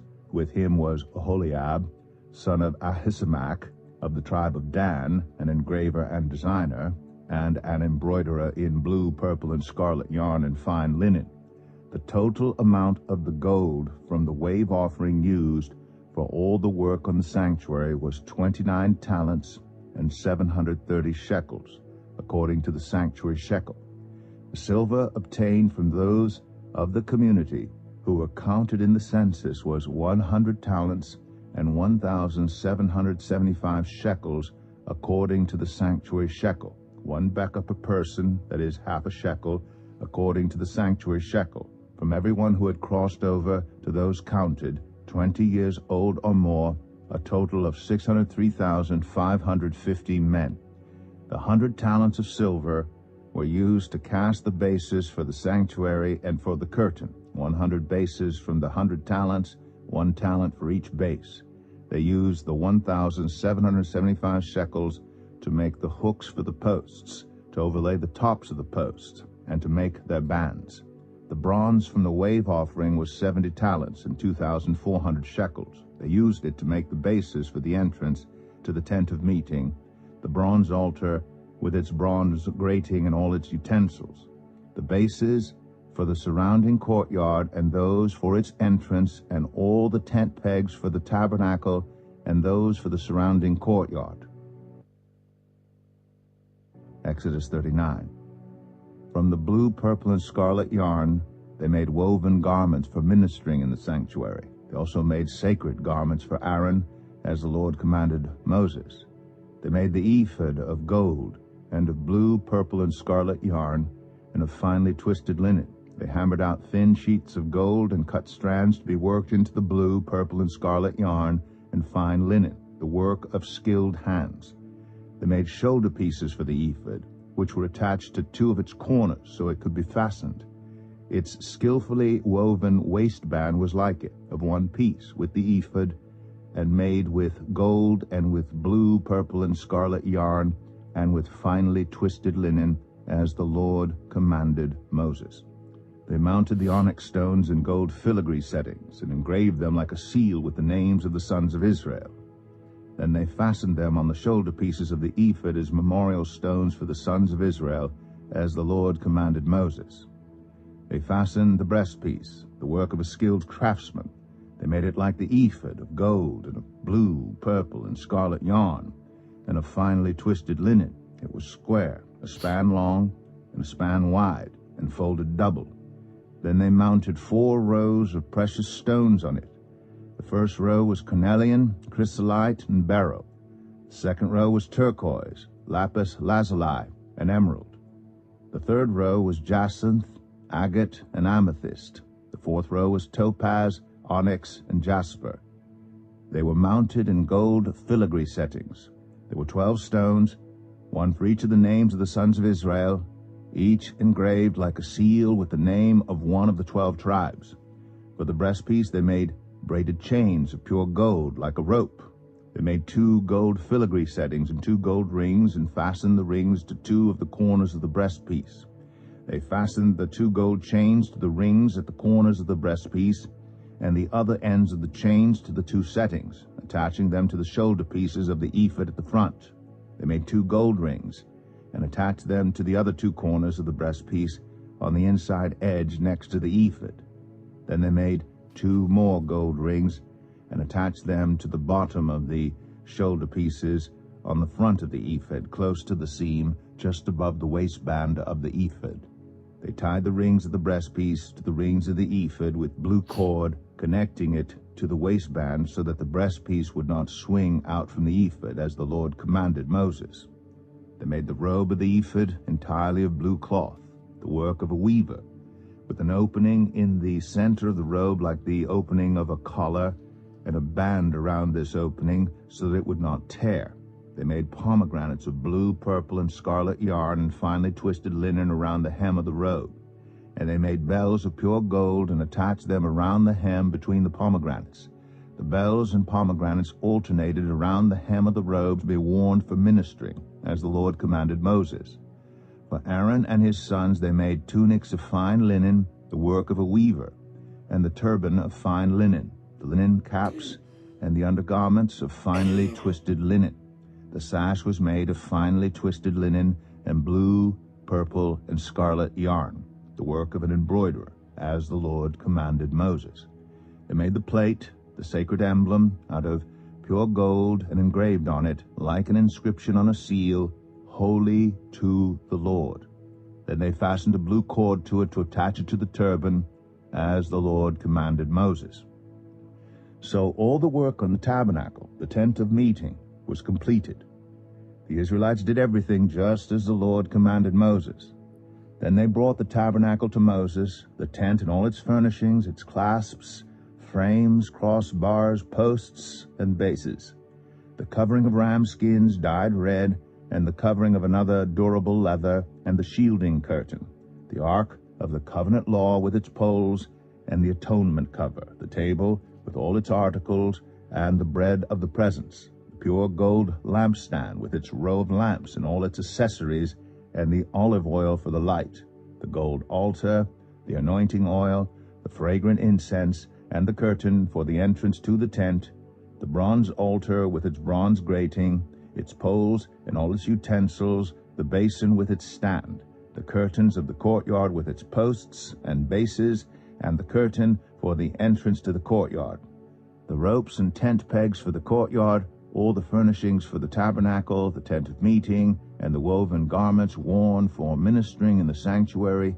both the sacred garments for Aaron the priest, and the garments for his sons when serving as priests. The Israelites had done all the work just as the Lord had commanded Moses. Moses inspected the work and saw that they had done it just as the Lord had commanded. So Moses blessed them. Exodus 40. Then the Lord said to Moses, "Set up the tabernacle, the tent of meeting, on the first day of the first month. Place the ark of the covenant law in it, and shield the ark with the curtain. Bring in the table, and set out what belongs on it. Then bring in the lampstand, and set up its lamps. Place the gold altar of incense in front of the ark of the covenant law, and put the curtain at the entrance to the tabernacle. Place the altar of burnt offering in front of the entrance to the tabernacle, the tent of meeting. Place the basin between the tent of meeting and the altar, and put water in it. Set up the courtyard around it, and put the curtain at the entrance to the courtyard. Take the anointing oil, and anoint the tabernacle and everything in it. Consecrate it and all its furnishings, and it will be holy. Then anoint the altar of burnt offering and all its utensils. Consecrate the altar, and it will be most holy. Anoint the basin and its stand, and consecrate them. Bring Aaron and his sons to the entrance to the tent of meeting, and wash them with water. Then dress Aaron in the sacred garments. Anoint him, and consecrate him so he may serve me as priest. Bring his sons, and dress them in tunics. Anoint them just as you anointed their father, so they may serve me as priests. Their anointing will be to a priesthood that will continue throughout their generations. Moses did everything just as the Lord commanded him. So the tabernacle was set up on the first day of the first month in the second year. When Moses set up the tabernacle, he put the bases in place, erected the frames, inserted the crossbars, and set up the posts. Then he spread the tent over the tabernacle and put the covering over the tent, as the Lord commanded him. He took the tablets of the covenant law and placed them in the ark, attached the poles to the ark, and put the atonement cover over it. Then he brought the ark into the tabernacle and hung the shielding curtain and shielded the ark of the covenant law as the Lord commanded him. Moses placed the table in the tent of meeting on the north side of the tabernacle outside the curtain, and set out the bread on it before the Lord, as the Lord commanded him. He placed the lampstand in the tent of meeting opposite the table on the south side of the tabernacle, and set up the lamps before the Lord, as the Lord commanded him. Moses placed the gold altar in the tent of meeting in front of the curtain, and burned fragrant incense on it, as the Lord commanded him. Then he put up the curtain at the entrance to the tabernacle. He set the altar of burnt offering near the entrance to the tabernacle, the tent of meeting, and offered on it burnt offerings and grain offerings, as the Lord commanded him. He placed the basin between the tent of meeting and the altar, and put water in it for washing. And Moses and Aaron and his sons used it to wash their hands and feet. They washed whenever they entered the tent of meeting or approached the altar, as the Lord commanded Moses. Then Moses set up the courtyard around the tabernacle and altar, and put up the curtain at the entrance to the courtyard, and so Moses finished the work. Then the cloud covered the tent of meeting, and the glory of the Lord filled the tabernacle. Moses could not enter the tent of meeting because the cloud had settled on it, and the glory of the Lord filled the tabernacle. In all the travels of the Israelites, whenever the cloud lifted from above the tabernacle, they would set out. But if the cloud did not lift, they did not set out until the day it lifted. So the cloud of the Lord was over the tabernacle by day, and fire was in the cloud by night, in the sight of all the Israelites during all their travels.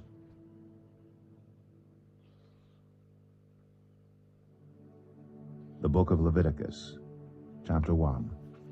The Lord called to Moses and spoke to him from the